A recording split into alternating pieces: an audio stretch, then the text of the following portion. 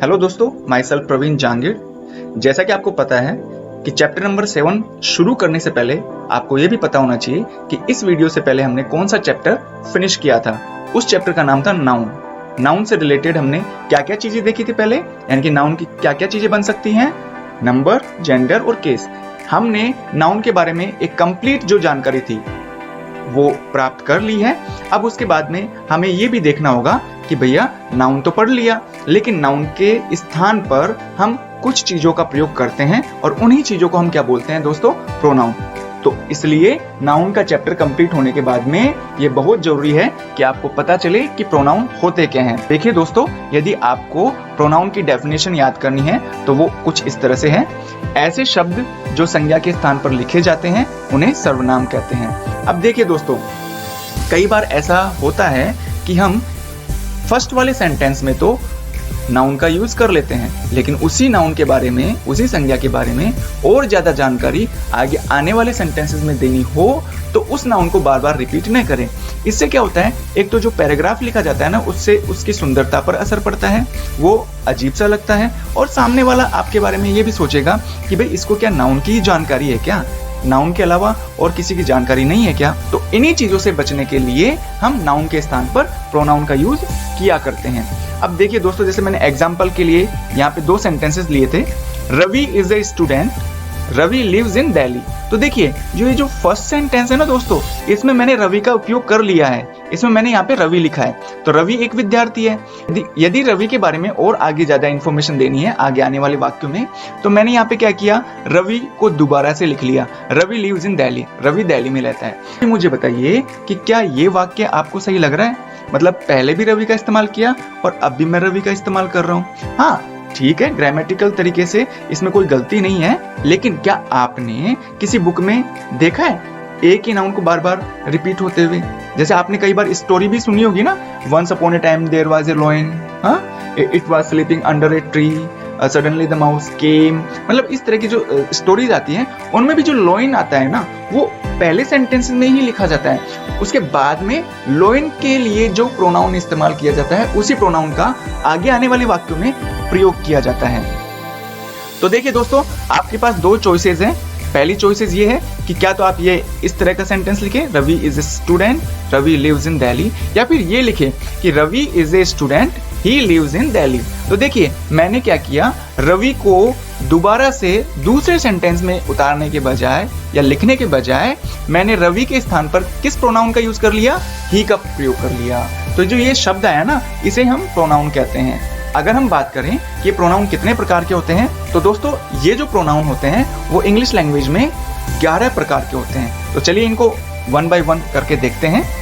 First है personal pronoun, second है relative pronoun, third है इंटेरोगेटिव प्रोनाउन, फोर्थ है रिफ्लेक्सिव प्रोनाउन, फिफ्थ है एम्फेटिक प्रोनाउन। और इसी तरह से यदि हम आगे भी देखें तो सिक्स्थ जो टाइप है प्रोनाउन का वो है इंडेफिनिट प्रोनाउन, सेवंथ है demonstrative pronoun, 8th distributive pronoun, 9th possessive pronoun और 10th है रेसिप्रोकल प्रोनाउन। और जो लास्ट 11th टाइप है वो है एक्सक्लेमेटरी प्रोनाउन। तो इस तरह से दोस्तों इंग्लिश लैंग्वेज में प्रोनाउन के 11 टाइप्स होते हैं। पर्सनल प्रोनाउन, तो देखिए दोस्तों बिना किसी देरी के हम शुरुआत करते हैं पर्सनल प्रोनाउन के बारे में जानने की। तो देखिए दोस्तों, पर्सनल प्रोनाउन ऐसे सर्वनाम होते हैं जो केवल व्यक्तियों के नाम के स्थान पर लिखे जाते हैं, उन्हें ही हम क्या बोलते हैं, व्यक्तिवाचक सर्वनाम।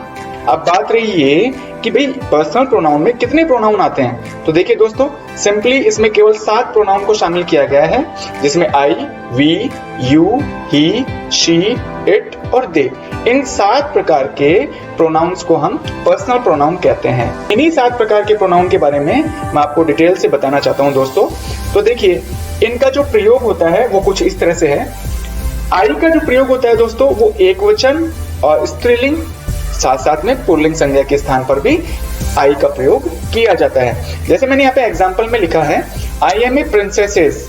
तो देखिए दोस्तों, मैंने आपको कहा था कि आई का जो यूज होता है ना वो स्त्रीलिंग के लिए भी होता है और पुल्लिंग के लिए भी। ठीक है, यहाँ पे जो प्रिंसेसेस है वो स्त्रीलिंग में है, लेकिन एक कंडीशन इसने पूरी नहीं की, और वो एक कंडीशन है कि ये एक वचन में नहीं है, इसलिए पूरा सेंटेंस गलत हो गया। और इसका जो सही रूप होगा वो क्या होगा, प्रिंसेस। प्रिंसेस का मतलब क्या होता है, राजकुमारी, और ये एक वचन में आएगी। ऐसे ही अगर हम बात करें सेकंड एग्जांपल की, तो इसमें लिखा हुआ है आई एम प्रिंस, बोले मैं राजकुमार हूं। तो देखिए दोस्तों, ये जो आई है ना, इसका यूज ऊपर प्रिंसेस के लिए भी हुआ और साथ साथ में प्रिंस के लिए भी। तो कहने का मतलब ये हुआ कि आई का प्रयोग हमेशा ध्यान रखना एक वचन संज्ञा के लिए किया जाता है और साथ साथ में वो चाहे स्त्रीलिंग हो या पुल्लिंग हो, लेकिन ध्यान रहे वो बहुवचन नहीं होनी चाहिए। इसी तरह से यदि हम बात करें वी का प्रयोग कहाँ या किस संज्ञा के स्थान पर किया जाता है, तो दोस्तों वो संज्ञा बहुवचन होनी चाहिए, पहली कंडीशन ये है। और दूसरी कंडीशन है कि वो चाहे स्त्रीलिंग हो या पुल्लिंग हो, दोनों के ही साथ में हम वी का प्रयोग करते हैं। मतलब दोनों प्रकार की जो संज्ञाएं होती है ना, स्त्रीलिंग और पुल्लिंग, उन्हीं के स्थान पर हम वी का प्रयोग कर सकते हैं। अभी फॉर एग्जांपल हम देखें यहाँ पे, तो यहाँ पे लिखा हुआ वी आर बॉयज। तो देखिए दोस्तों, और सेकंड एग्जांपल में भी लिखा हुआ है वी आर गर्ल्स। तो देखिए दोनों स्थितियों में यहाँ पे सब्जेक्ट क्या है दोस्तों, वी है। लेकिन यहाँ पे बॉयज आया तो भी वी का इस्तेमाल किया और गर्ल्स आया तो भी वी का इस्तेमाल किया। तो कहने का मतलब क्या हुआ दोस्तों, यहाँ पर बॉयज और गर्ल्स यानी कि पुल्लिंग या फिर स्त्रीलिंग हो, दोनों ही स्थितियों में हम वी का प्रयोग करेंगे। लेकिन कंडीशन ये होनी चाहिए कि दोस्तों वो जो संज्ञाएं होंगी वो हमेशा बहुवचन रूप में प्रयोग की जाएंगी। इसी तरह से यदि यू का प्रयोग हम समझें, यू का जो प्रयोग होता है ना, वो एक वचन और बहुवचन दोनों प्रकार की संज्ञाओं के साथ में किया जाता है और साथ ही साथ वो चाहे स्त्रीलिंग हो या पुल्लिंग हो, दोनों के लिए हम यू का इस्तेमाल करते हैं। लेकिन एक चीज का आपको ध्यान रखना है दोस्तों, देखिए यू का प्रयोग चाहे एक वचन के लिए हो, बहुवचन संज्ञा के स्थान पर किया जाए या स्त्रीलिंग या पुल्लिंग संज्ञाओं के स्थान पर किया जाए, लेकिन यू के बाद में आने वाली जो वर्ब होगी, जो हेल्पिंग वर्ब होती है ना, वो हमेशा बहुवचन कर्ता के लिए प्रयोग में ली गई हेल्पिंग वर्ब का प्रयोग ही किया जाएगा। मतलब सीधी सी बात यह है दोस्तों कि यू के साथ हमेशा बहुवचन कर्ता के लिए जो भी हेल्पिंग वर्ब का प्रयोग करते हैं, उसी हेल्पिंग वर्ब का प्रयोग यू के साथ किया जाएगा। ऐसा नहीं है कि भैया यू लिख दिया और एक वचन संज्ञा के लिए इसका प्रयोग किया जा रहा है तो एक वचन वाली क्रिया लगा देंगे, वो बिल्कुल गलत होगा। अब जैसे मैं यू के कुछ एग्जाम्पल देखूं ना, तो इसमें है first you are a king. ठीक है, ये जो किंग है एक वचन है, इसलिए यू का प्रयोग हुआ और साथ में पुल्लिंग भी है। सेकेंड एग्जाम्पल में देखें, यू आर किंग्स, यहाँ पे ये किंग्स क्या है, पुल्लिंग है, लेकिन बहुवचन में भी है, इसलिए हम यू का इस्तेमाल यहाँ पे भी कर सकते हैं। इसी तरह से यदि थर्ड सेंटेंस की तरफ देखें, तो यहाँ पे लिखा हुआ है यू आर माई नीस। नीस का मतलब होता है भतीजी। तो देखिए दोस्तों, यहाँ पे जो भतीजी है ना, वो स्त्रीलिंग है कि नहीं, और एक वचन भी है। तो चाहे स्त्रीलिंग हो या पुल्लिंग हो, एक वचन हो या बहुवचन हो, सभी प्रकार की संज्ञाओं के स्थान पर हम यू का प्रयोग कर सकते हैं। लेकिन ध्यान रखिएगा, यू के बाद में हमेशा बहुवचन कर्ता वाली हेल्पिंग वर्ब का प्रयोग किया जाएगा। जैसे मैंने यहाँ पे आर लिखा है ना, नीचे भी आर है, नीचे भी आर है यू के बाद में। ऐसे हम यू के बाद में हैव या वर का यूज भी कर सकते हैं। इसी प्रकार से यदि हम ही के प्रयोग की बात करें, तो दोस्तों ध्यान रखना, ही का प्रयोग एक वचन और पुल्लिंग संज्ञा के स्थान पर ही किया जाता है। अगर हम इसका एग्जाम्पल देखें, तो एग्जाम्पल में लिखा हुआ है he was your father's in law. तो देखिए दोस्तों, ये सेंटेंस है ना, देखने में तो लग रहा है कि हाँ बिल्कुल सही है, लेकिन यहाँ पे देखिए फादर्स इन लॉ बहुवचन में है। मैंने कहा था ना कि ही का प्रयोग पुल्लिंग के साथ में तो होता है, लेकिन वो पुल्लिंग एक वचन के रूप में होना चाहिए, इसलिए सेंटेंस गलत हुआ और इसका सही क्या होगा, फादर इन लॉ। इसी तरह से अगर शी का प्रयोग देखें, तो इसका प्रयोग भी एक वचन के साथ में होता है, लेकिन साथ ही साथ ये स्त्रीलिंग संज्ञा के स्थान पर इसका प्रयोग किया जाता है। देखिए दोस्तों, अगर एग्जाम्पल की बात करें, तो यहाँ पे लिखा हुआ है शी वॉज माई ब्रदर। तो देखिए दोस्तों, यहाँ पे जो ब्रदर है, क्या उसके लिए हम शी का इस्तेमाल कर सकते हैं? नहीं, क्योंकि हम यहाँ पे शी का प्रयोग देख रहे हैं। तो अच्छा यही होगा कि ब्रदर की जगह मैं क्या लिख सकता हूँ, सिस्टर। आप चाहें तो शी की जगह ही भी लिख सकते हैं। इसी प्रकार से यदि हम इट का प्रयोग देखें, तो इट का प्रयोग हमेशा एक वचन कर्ताओं के लिए किया जाता है, लेकिन वो एक वचन कर्ता क्या क्या होने चाहिए, छोटे बच्चे हो सकते हैं, छोटे प्राणी हो सकते हैं और निर्जीव संज्ञाएं हो सकती हैं। जैसे मैंने यहाँ पे लिखा first example, it is an infants. तो देखिए दोस्तों, जो इन्फेंट होता है ना, वो शिशु होता है। शिशु क्या है, उसका जो स्त्रीलिंग और पुल्लिंग हमें एग्जैक्टली पता नहीं होता जब तक कि पूरी इन्फॉर्मेशन उसके बारे में लिख न दी जाए। तो देखिए दोस्तों, यहाँ पे एक वचन होना चाहिए था, ये बहुवचन रूप में मैंने लिख दिया, इसलिए गलत हुआ और इसका सही क्या होगा, इन्फेंट। इसी तरह से यदि मैं सेकंड एग्जांपल की तरफ देखूं, तो इट इज एन एंट। तो यहाँ पे एंट का मतलब क्या होता है दोस्तों, चींटी। और साथ ही साथ ये जो एंट है वो एक वचन रूप में है, इसलिए ये वाक्य बिल्कुल सही है। इसी तरह से थर्ड एग्जांपल की तरफ देखें, तो पता चलता है it is my brothers chair. ये जो कुर्सी है वो मेरे भाई की है। तो यहाँ पे जो चेयर है वो एक वचन रूप में इस्तेमाल हो रही है और साथ ही साथ ये निर्जीव भी है, इसलिए हम इसके लिए इट का प्रयोग कर सकते हैं।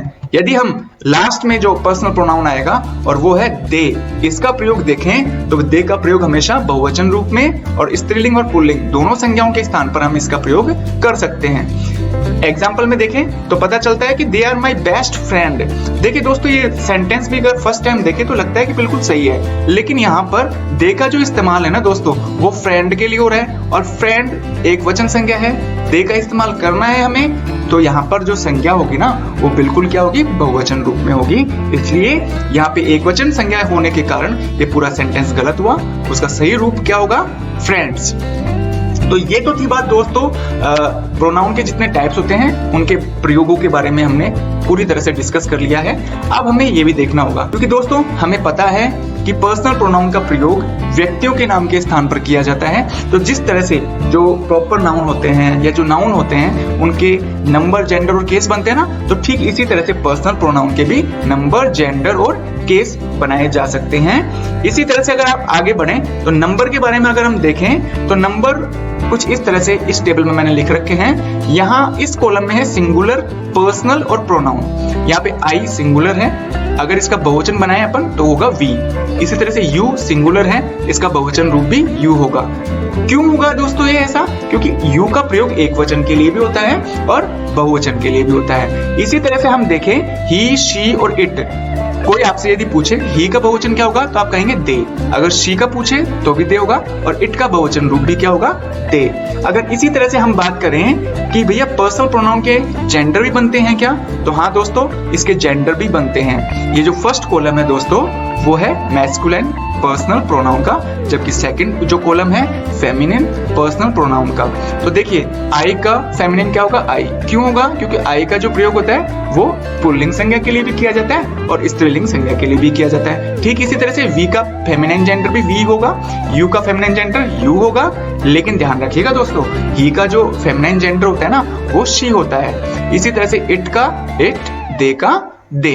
अगर हम बात करें आगे केस की, तो दोस्तों अब जो ये केस वाली टेबल आने वाली है ना, इसको आपको अच्छी तरह याद करना होगा। और साथ ही साथ में जो मैंने हर पर्सनल प्रोनाउन के लिए जो मैंने हिंदी लिख रखा है ना नीचे, उसको भी कंठस्थ याद करना होगा।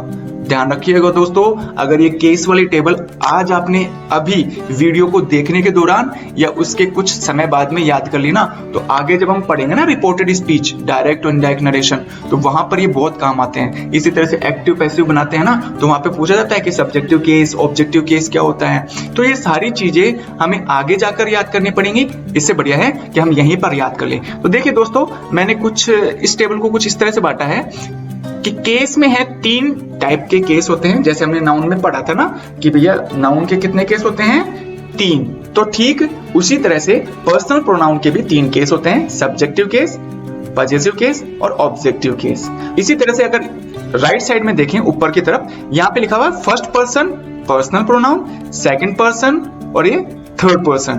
तो फर्स्ट पर्सन में दोस्तों ध्यान रखना आई और वी का प्रयोग किया जाता है, जबकि सेकंड पर्सन में यू और थर्ड पर्सन में जो बाकी बचे हुए 4 पर्सनल प्रोनाउन है ना, उनको शामिल किया जाता है, ही, शी, इट और दे। दोस्तों ध्यान रखना, मैं आपको यहाँ पे हिंदी नहीं बता रहा हूँ, इनकी हिंदी आप याद कर लेना अच्छी तरह से, मैंने लिख दिया है पूरा डिटेल इसमें। और हमेशा ये ध्यान रखिएगा दोस्तों, आपको बहुत कम ऐसी चीजें मिलेंगी जहां पर आपको ये जो केस वाली टेबल है ना, उसमें आपको हिंदी भी देखने को मिले साथ साथ में। तो देखिए दोस्तों, अब मैं आपको याद कराने की कोशिश करता हूं। यदि आपसे कोई पूछे कि आई का पॉजिटिव केस क्या है, माई। अगर ऑब्जेक्टिव केस पूछे तो मी, आई, माई, मी। इसी तरह से we, our, us, you, your, you, he, his, him, she, her, her, it, its, it, they, their, them. तो ये आपको जो केस टेबल है ना, ये वाली केस की जो टेबल है वो कंठस्थ याद करनी पड़ेगी। तो ठीक है दोस्तों, आपको क्या पता चला कि पर्सनल प्रोनाउन के नंबर, जेंडर और केस भी बनते हैं। नंबर कैसे बनते हैं, जेंडर कैसे बनते हैं और साथ ही साथ केस कैसे बनते हैं, ये आपको अच्छी तरह से याद होना चाहिए, क्योंकि हम इनका प्रयोग आगे आने वाले टॉपिक में जरूर करेंगे।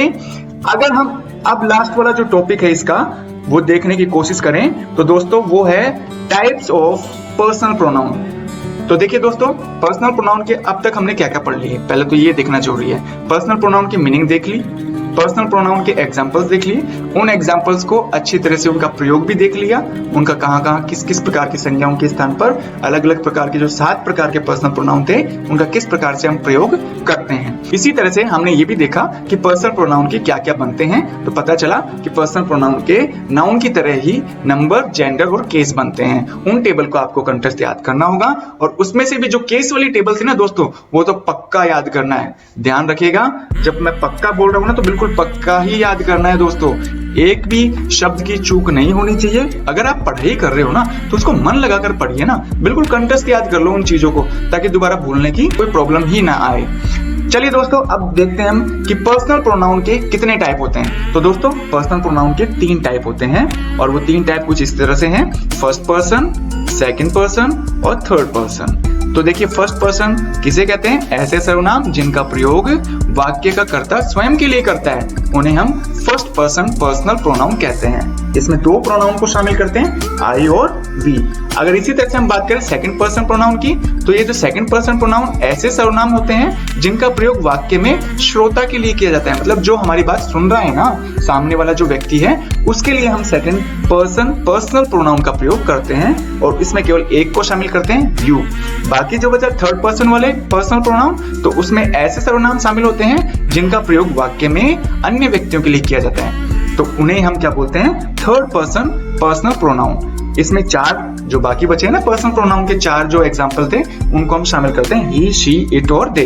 अब देखिए दोस्तों, अगर आप इसको और अच्छी तरह से याद करना चाहते हैं ना, तो इसको आप यूं याद कर लीजिए कि भैया फर्स्ट पर्सन में वो प्रोनाउन आते हैं जो वाक्य में दिए गए काम को करते हैं, और सेकंड पर्सन में वो प्रोनाउन आते हैं जो हमारी बात सुन रहा है, और थर्ड पर्सन में ऐसे प्रोनाउन आते हैं जिनके बारे में हम बात कर रहे हैं। हालांकि बात करने के दौरान वो व्यक्ति वहां उपस्थित नहीं है, उन 2 व्यक्तियों के बीच में बात जो कर रहा है वो फर्स्ट पर्सन, जो सुन रहा है वो सेकंड पर्सन, और जिसके बारे में बातें की जा रही है उसे हम बोलते हैं थर्ड पर्सन। तो दोस्तों, उम्मीद करता हूं कि जो पर्सनल प्रोनाउन का जो बेसिक कंसेप्ट था वो आपको बिल्कुल क्लियर हो गया होगा, आपको अच्छी तरह समझ में आ गया होगा। SSC, CGL, CPO, bank PO, NEET और आईबीपीएस जैसे बड़े गवर्नमेंट जॉब्स के लिए जो एग्जाम कंडक्ट किए जाते हैं, उन एग्जाम्स में आने वाले जो पर्सनल प्रोनाउन से संबंधित जितने भी एरर्स होते हैं, उनसे संबंधित मैं आपको यहाँ पे कुछ रूल्स बताऊंगा। तो चलिए दोस्तों, बिना किसी देरी के हम शुरुआत करते हैं पर्सनल प्रोनाउन के रूल्स के बारे में।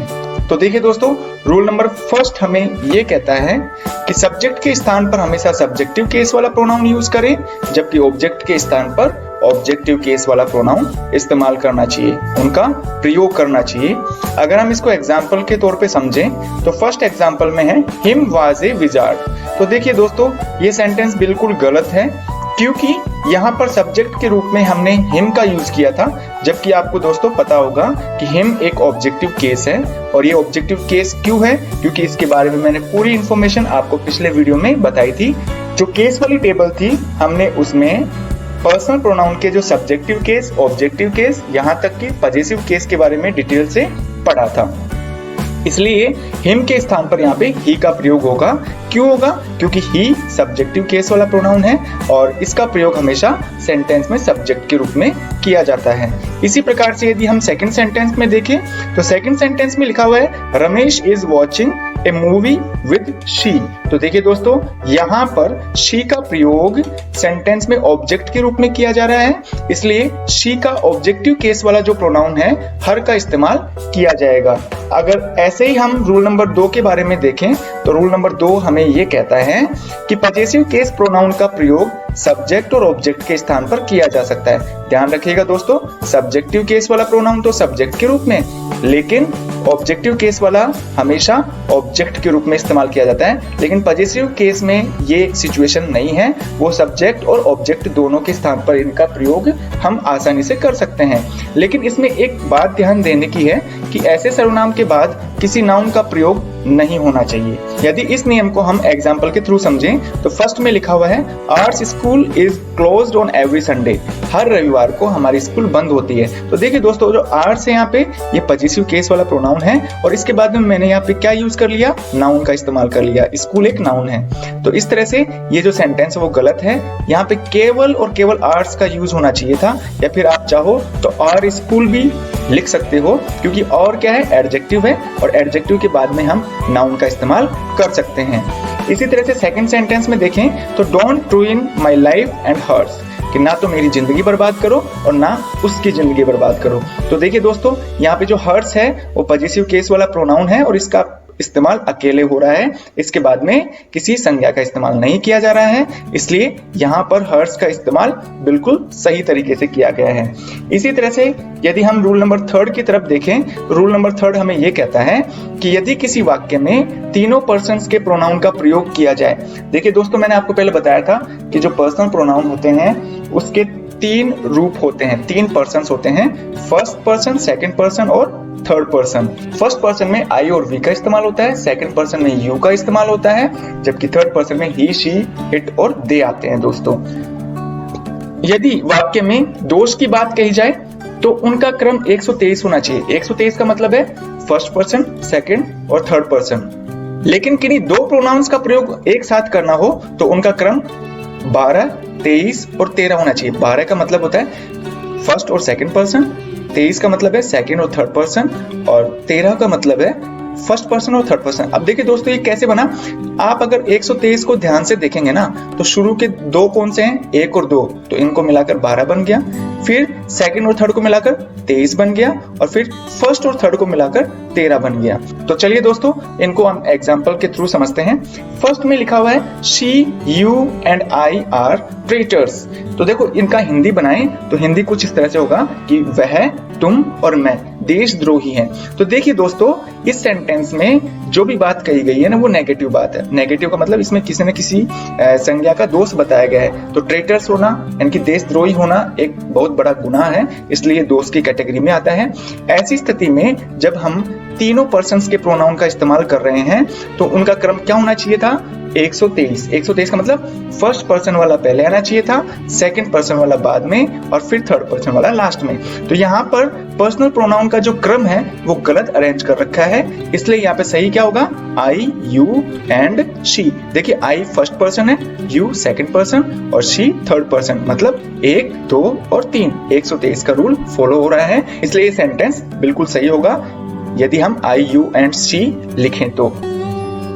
इसी तरह से सेकंड सेंटेंस की बात करें तो सेकंड सेंटेंस में लिखा हुआ है he and you have done this mistake. तो देखिए दोस्तों, इसका हिंदी करने पर पता चल रहा है कि वह और तुम यानी कि उसने और तुमने यह गलती कर दी है।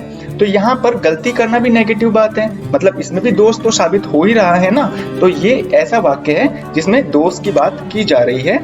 ऐसी स्थिति में यहाँ पर 2 प्रोनाउन का प्रयोग किया जा रहा है, और 2 प्रोनाउन का प्रयोग करने पर इनका क्रम क्या है, ही थर्ड पर्सन है जबकि यू सेकंड पर्सन है। अब 3 और 2 को मिला के 32 होता है, जबकि हमने बात की थी वहां पर 12, 23 और 13 की। तो ये इस तरह से क्रम गलत करने पर ये सेंटेंस गलत हो गया है, इसलिए इसको सही करेंगे तो क्या होगा दोस्तों, यू एंड ई। इसी तरह से यदि हम रूल नंबर 4 की बात करें तो ये रूल नंबर जो 4 है ना दोस्तों, ये रूल नंबर 3 से मिलता जुलता है। बस इसमें फर्क यही है कि यहाँ पे दोष की बात नहीं कही जाएगी। तो ऐसी स्थिति में यदि तीनों पर्सन्स के प्रोनाउन का प्रयोग करना हो तो आपको क्रम 123 की जगह 231 वाला अपनाना होगा।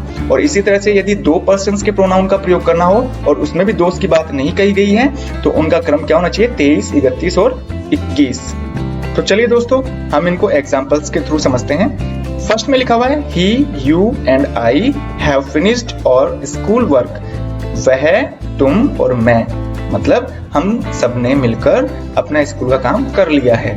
तो दोस्तों यहाँ पे देखिए, क्या यहाँ पे कोई दोष की बात की जा रही है? नहीं, स्कूल का काम करना तो बहुत अच्छी बात है और सिंपल सी बात है। आप ये देखिएगा सेंटेंस में कि दोष की बात की जा रही है या नहीं की जा रही। इस सेंटेंस को देखने पर पता चल रहा है कि इसमें कोई भी दोष वाली बात नहीं कही जा रही है। तो ऐसी स्थिति में यदि हमें तीनों पर्सन्स के प्रोनाउन का प्रयोग एक साथ करना हो तो कौन सा क्रम होना चाहिए था, 231 वाला।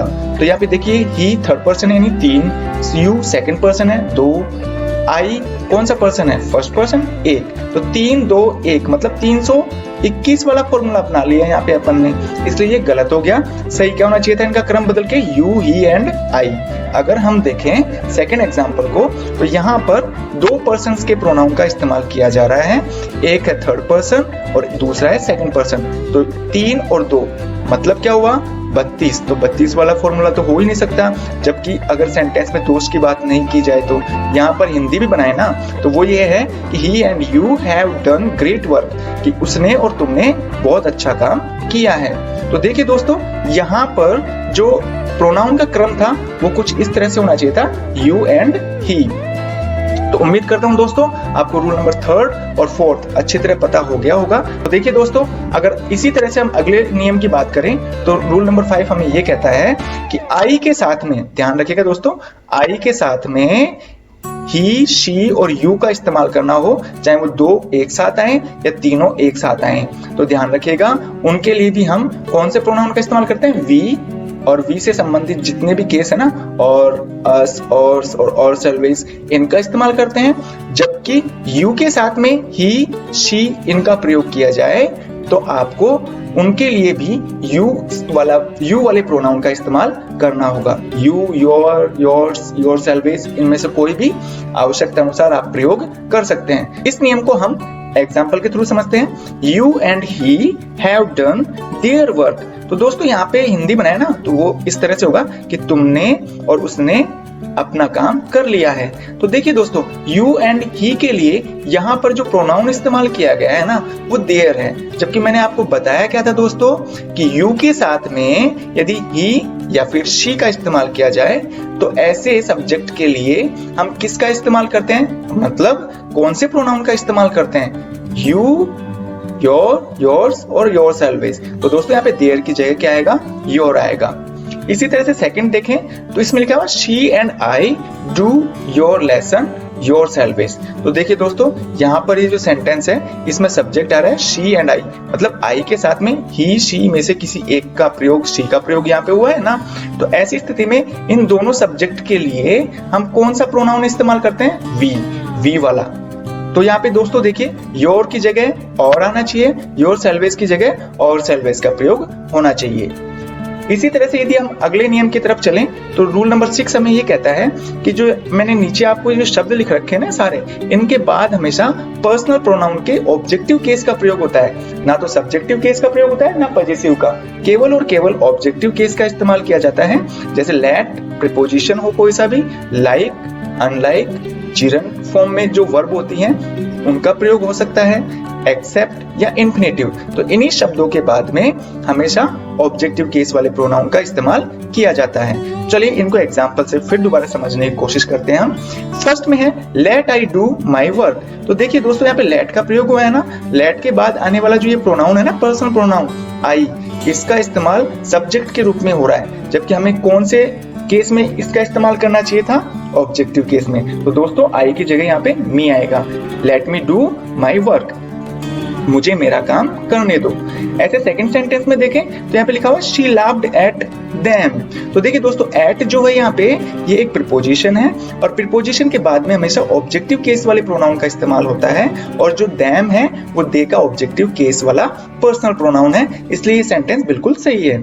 अगर हम थर्ड सेंटेंस की बात करें तो थर्ड सेंटेंस में लिखा हुआ है आई एम लाइक ही, कि मैं उसकी तरह हूं।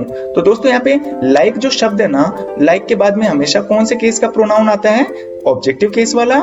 जबकि मैंने इस्तेमाल क्या किया है, ही, तो ही की जगह क्या आना चाहिए था, हिम। इसी तरह से फोर्थ सेंटेंस में देखें तो इसमें लिखा हुआ है दोस्तों thinking him gives me happiness. मतलब यहाँ पे जिरंड रूप में वर्ब का इस्तेमाल सब्जेक्ट के रूप में किया जा रहा है, इसलिए जिरंड हमेशा ध्यान रखिएगा दोस्तों, जिरंड जो होता है ना वो एक्चुअल में वर्ब को डिनोट नहीं करता है, वो नाउन को डिनोट करता है। तो इसीलिए जो जेरंड है इसके बाद में हमेशा कौन से केस का प्रोनाउन आना चाहिए था, ऑब्जेक्टिव केस वाला, और यहाँ पे ऑब्जेक्टिव केस वाले प्रोनाउन का इस्तेमाल किया गया है। फिफ्थ सेंटेंस में mister Raghu wanted to give she a gift. तो दोस्तों यहाँ पे हिंदी होगा मिस्टर रघु उसे एक गिफ्ट देना चाहते थे। तो देखिए दोस्तों, यहाँ पर टू प्लस फर्स्ट फॉर्म के रूप वाली वर्ब है, यानी कि टू प्लस फर्स्ट फॉर्म के रूप वाली वर्ब को हम इन्फिनेटिव कहते हैं, और इन्फिनेटिव के बाद में हमेशा ऑब्जेक्टिव केस वाले प्रोनाउन का प्रयोग किया जाता है। लेकिन यहाँ पे मैंने शी यानी कि सब्जेक्टिव केस वाले प्रोनाउन का प्रयोग कर दिया, इसलिए ये गलत है सेंटेंस। सही क्या होगा, शी की जगह क्या इस्तेमाल करेंगे, हर। रूल नंबर 7 हमें ये कहता है दोस्तों कि जो दो शब्द लिखे हैं ना, एज और देन, इनके बाद में हमेशा सब्जेक्टिव केस वाले प्रोनाउन का ही इस्तेमाल किया जाता है। तो देखिए दोस्तों, इसमें लिखा हुआ है फर्स्ट एग्जाम्पल में Raveena is as fast as him.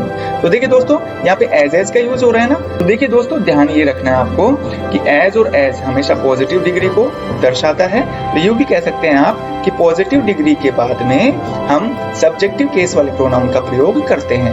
तो एज के बाद हिम आया, एज के बाद सब्जेक्टिव केस वाले प्रोनाउन का इस्तेमाल होना चाहिए था, इसलिए यहाँ पे हिम की जगह ही आएगा। इसी तरह से सेकंड एग्जांपल में लिखा हुआ है he is smarter than me.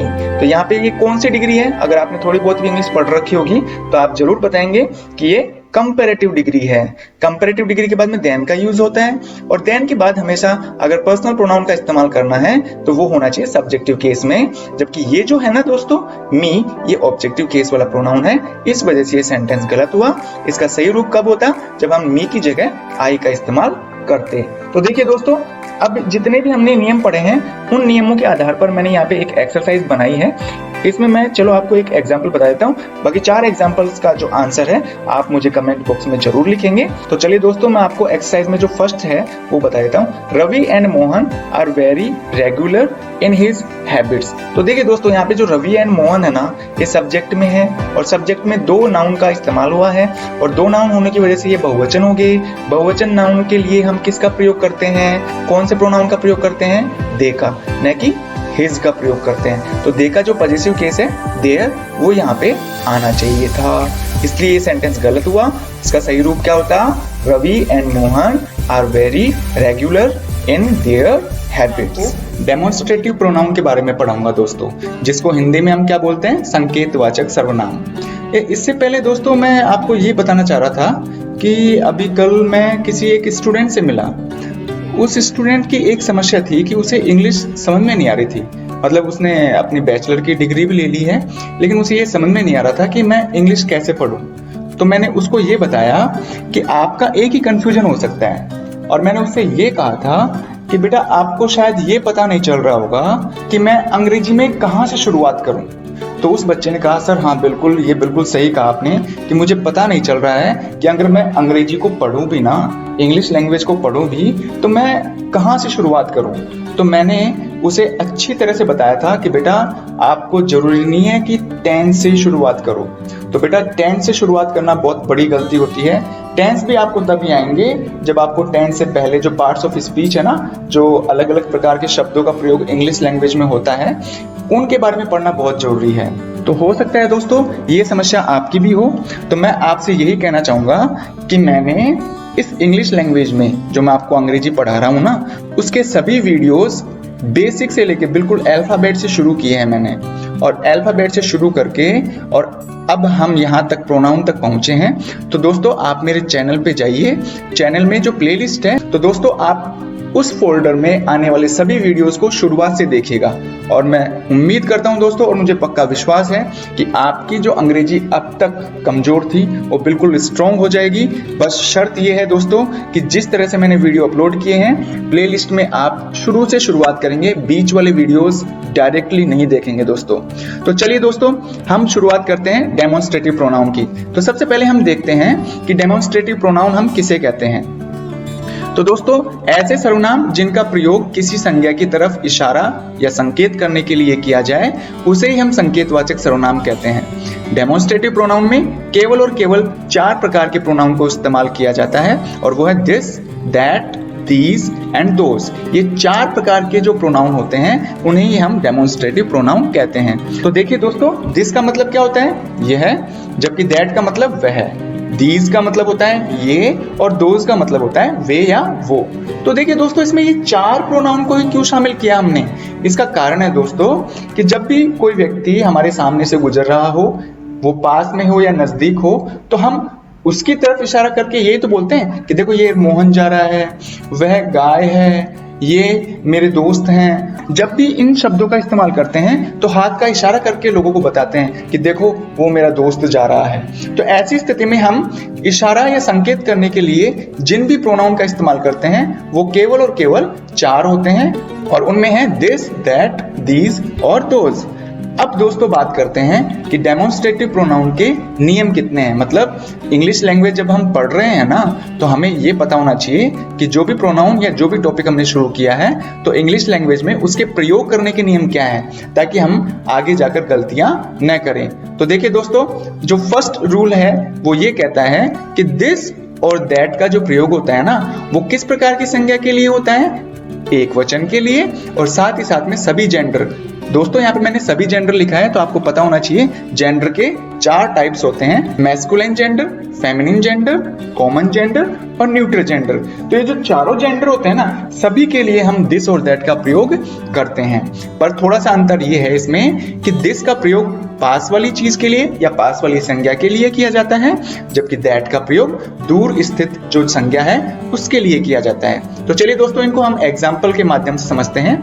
First example है दिस इज माई ब्रदर्स। तो देखिए दोस्तों, इसमें गलती मैंने ये कर दी है कि जो ब्रदर है ना दोस्तों, ये बहुवचन है। हालांकि हमने यहाँ पे दिस का प्रयोग तो किया है, लेकिन दिस का प्रयोग कौन सी संज्ञाओं के लिए होता है, जो एक वचन हो। तो मैंने यहाँ पे ब्रदर्स गलत लिखा है, इसलिए ये सेंटेंस गलत हुआ। सही क्या होगा, ब्रदर। इसी तरह से यदि सेकंड एग्जांपल को देखें तो सेकंड एग्जांपल में लिखा हुआ है दैट वर योर हाउस। तो देखिए दोस्तों, दैट का प्रयोग हमेशा किसके लिए होता है, एक वचन संज्ञा के लिए। लेकिन दोस्तों मैंने हेल्पिंग ऑफ बहुवचन सब्जेक्ट वाली ले ली यहाँ पे या लिख दी है, इसलिए ये सेंटेंस गलत हुआ और सही होना चाहिए था, वर की जगह क्या इस्तेमाल होना चाहिए था, वॉज। इसी तरह से यदि हम रूल नंबर 2 के बारे में देखें तो रूल नंबर 2 हमें ये कहता है कि दीज और दोज का प्रयोग बहुवचन और सभी जेंडर वाली संज्ञाओं के लिए किया जाता है। ध्यान रखिएगा दोस्तों, दिस और दैट का प्रयोग एक वचन संज्ञा के लिए, जबकि दीज और दोज का प्रयोग बहुवचन संज्ञा के लिए किया जाता है। लेकिन ये ध्यान रखना, जैसे दिस का प्रयोग पास के लिए होता ना, ठीक उसी प्रकार से दीज का प्रयोग भी पास वाली संज्ञा के लिए किया जाता है और दोज का प्रयोग दैट की तरह दूर वाली संज्ञा को डिनोट करने के लिए किया जाता है। तो अब इसको एग्जाम्पल के थ्रू समझते हैं। यहाँ पे लिखा हुआ है दीज आर 3 रेडियसेस। तो देखिए दोस्तों, यहाँ पे दीज का प्रयोग किया है मैंने सब्जेक्ट के रूप में, और इसके लिए मैंने यहाँ पे रेडियसेस यानी होती है त्रिज्याएं। तो यहाँ पे मैंने बहुवचन संज्ञा का इस्तेमाल किया है, लेकिन गलती मैंने ये कर दी दोस्तों कि यहाँ पे जो रेडियस है ना, उसका बहुवचन रूप गलत लिख दिया। जैसा कि मैंने आपको पिछले वीडियोस में बताया था कि जो रेडियस शब्द है ना दोस्तों, इसका बहुवचन बनाने के लिए SES नहीं जोड़ा जाता है, इसका बहुवचन रेडी होता है, RADII। इसी तरह से दूसरे एग्जाम्पल में देखें तो दोज वर माई फ्रेंड। तो देखिए दोस्तों, यहाँ पे मैंने दोज का प्रयोग किया है और इस तरह से यहाँ पे फ्रेंड जो है ना दोस्तों, ये एक वचन मैंने इस्तेमाल की है, जबकि आपको पता है कि दोज का जो प्रयोग होता है वो बहुवचन संज्ञा के लिए होता है, इसलिए ये सेंटेंस गलत हुआ। सही यहाँ पर फ्रेंड की जगह क्या लिखना चाहिए था, फ्रेंड्स। अब यदि हम रूल नंबर 3 की तरफ बढ़ें तो रूल नंबर 3 हमें ये कहता है कि यदि दो संज्ञाएं एंड से जुड़ी हुई हो और साथ में वो एक वचन हो, मतलब दोनों संज्ञाएं अलग अलग हैं और वो एक वचन रूप में हो, तो पहली संज्ञा के लिए दिस और दूसरी संज्ञा के लिए दैट का प्रयोग किया जाता है। तो जैसे मैंने यहाँ पे एग्जाम्पल में लिखा है ना कि Ram and Shyam are my brothers, ठीक है, राम और श्याम मेरे भाई हैं। अगर यहाँ पे लिखा हुआ होता दिस इज 10 years old, यह 10 वर्ष का है, तो दोस्तों ये बताइए यह किसके लिए इस्तेमाल हुआ है। मैंने आपको जैसे नियम में बताया था ना कि दिस का प्रयोग हम दूसरी संज्ञा के लिए करेंगे, श्याम के लिए। तो मतलब यहाँ पे 10 साल का कौन है, Shyam, and that is 12 years old। तो दोस्तों यहाँ पे दैट का प्रयोग किसके लिए हुआ है, पहली संज्ञा के लिए। तो यहाँ पर 12 साल का कौन है, राम। तो उम्मीद है दोस्तों यहां तक आपको ये वीडियो समझ में आ गया होगा। और अब जो लास्ट में बचा हुआ नियम है ना, रूल नंबर 4, उसको भी हम देख लेते हैं। ये रूल नंबर 3 की तरह ही है दोस्तों, बस यहाँ पे जो आने वाली संज्ञाएं होंगी वो एक वचन की जगह बहुवचन होंगी दोस्तों। यदि दो संज्ञाएं एंड से जुड़ी हुई हो तथा बहुवचन हो तो दूसरी संज्ञा के लिए दीज एवं पहली संज्ञा के लिए दोज का प्रयोग किया जाता है दोस्तों। जैसा कि यहाँ पे लिखा हुआ है buffaloes and donkeys are useful animals.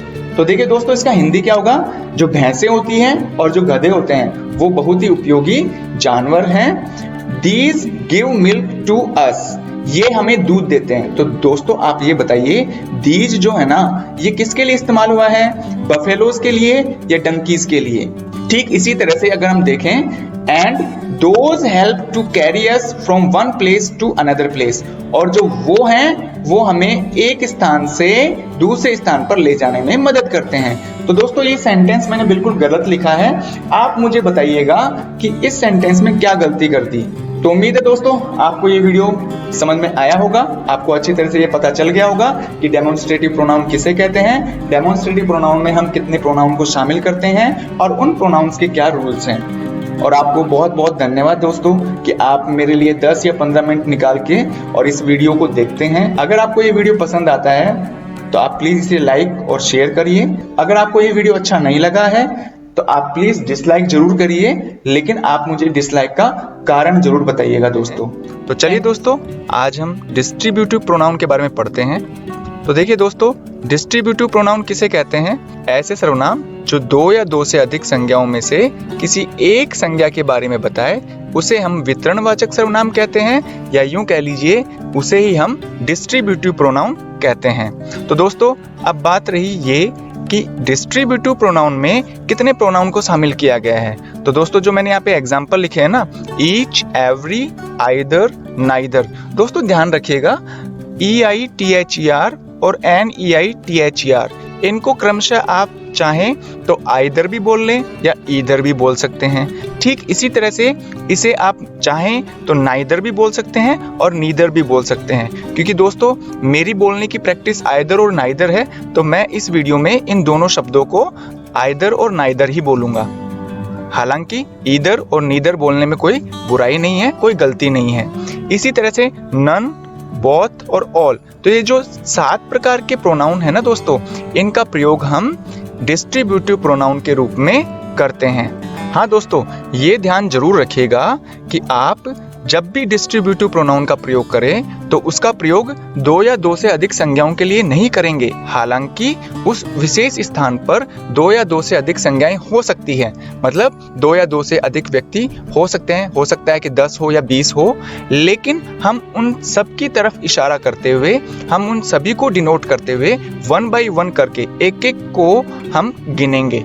इसीलिए ऐसी स्थिति में हम डिस्ट्रीब्यूटिव प्रोनाउन का प्रयोग करते हैं। तो चलिए दोस्तों, अब हम देखते हैं डिस्ट्रीब्यूटिव प्रोनाउन के कौन कौन से नियम हैं, ताकि आपको अंग्रेजी भाषा सीखने में आसानी रहे और साथ ही साथ आपको इंग्लिश लैंग्वेज का करेक्ट यूज करना आ जाए। तो चलिए दोस्तों, पहला रूल हमें ये कहता है कि ईच, एवरी, आइदर, नाइदर और नन, इनके बाद हमेशा आप सिंगुलर वर्ब का यूज करेंगे, जबकि बोथ और ऑल, इन दोनों के बाद में आप प्लूरल वर्ब का प्रयोग करेंगे। देखिए इनको एग्जाम्पल की सहायता से अच्छी तरह समझते हैं। यहाँ पे लिखा हुआ है each of the players have scored 30 runs. तो देखिए दोस्तों, इसका हिंदी बनाए ना तो हिंदी कुछ इस तरह से होगा कि खिलाड़ियों में से प्रत्येक ने 30 रन बनाए। तो दोस्तों यहाँ पर हालांकि ईच, ऑफ और दे के बाद में प्लूरल नाउन का प्रयोग हुआ है, लेकिन दोस्तों यहाँ पर हम सभी खिलाड़ियों की बात तो कर रहे हैं, लेकिन उन सभी खिलाड़ियों में हम सभी खिलाड़ियों को एक एक करके देख रहे हैं। तो इस स्थिति में हम ईच के बाद में हैव का प्रयोग न करके और हैज का प्रयोग करेंगे, क्योंकि इनके बाद हमेशा सिंगुलर वर्ब का प्रयोग किया जाता है। इसी तरह से यदि दूसरे एग्जाम्पल को देखें तो इसमें लिखा हुआ है both of the 2 students is honest. तो देखिए दोस्तों, बोथ और ऑल के बाद में हम हमेशा कौन सी वर्ब का यूज करते हैं? प्लूरल नाउन वाली वर्ब का यूज करते हैं, इसलिए इज यहाँ पे गलत हुआ और सही क्या होना चाहिए यहाँ पे? आर।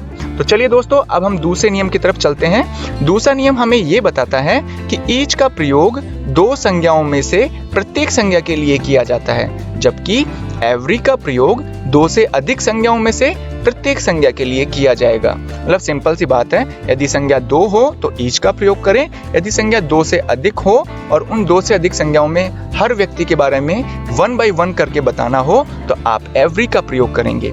देखिए एग्जाम्पल में लिखा हुआ है each of the 3 girls were eating food. तो दोस्तों यहाँ पे अच्छी तरह से देखिए आप, लड़कियां जो हैं, जो यहाँ पे संज्ञा है ना लड़कियां, ये 3 हैं। तो 3 संज्ञाओं के लिए जो कि 2 से अधिक हैं, उसके लिए हम किसका प्रयोग करते हैं? ईच का या एवरी का? तो दोस्तों हम प्रयोग करते हैं एवरी का।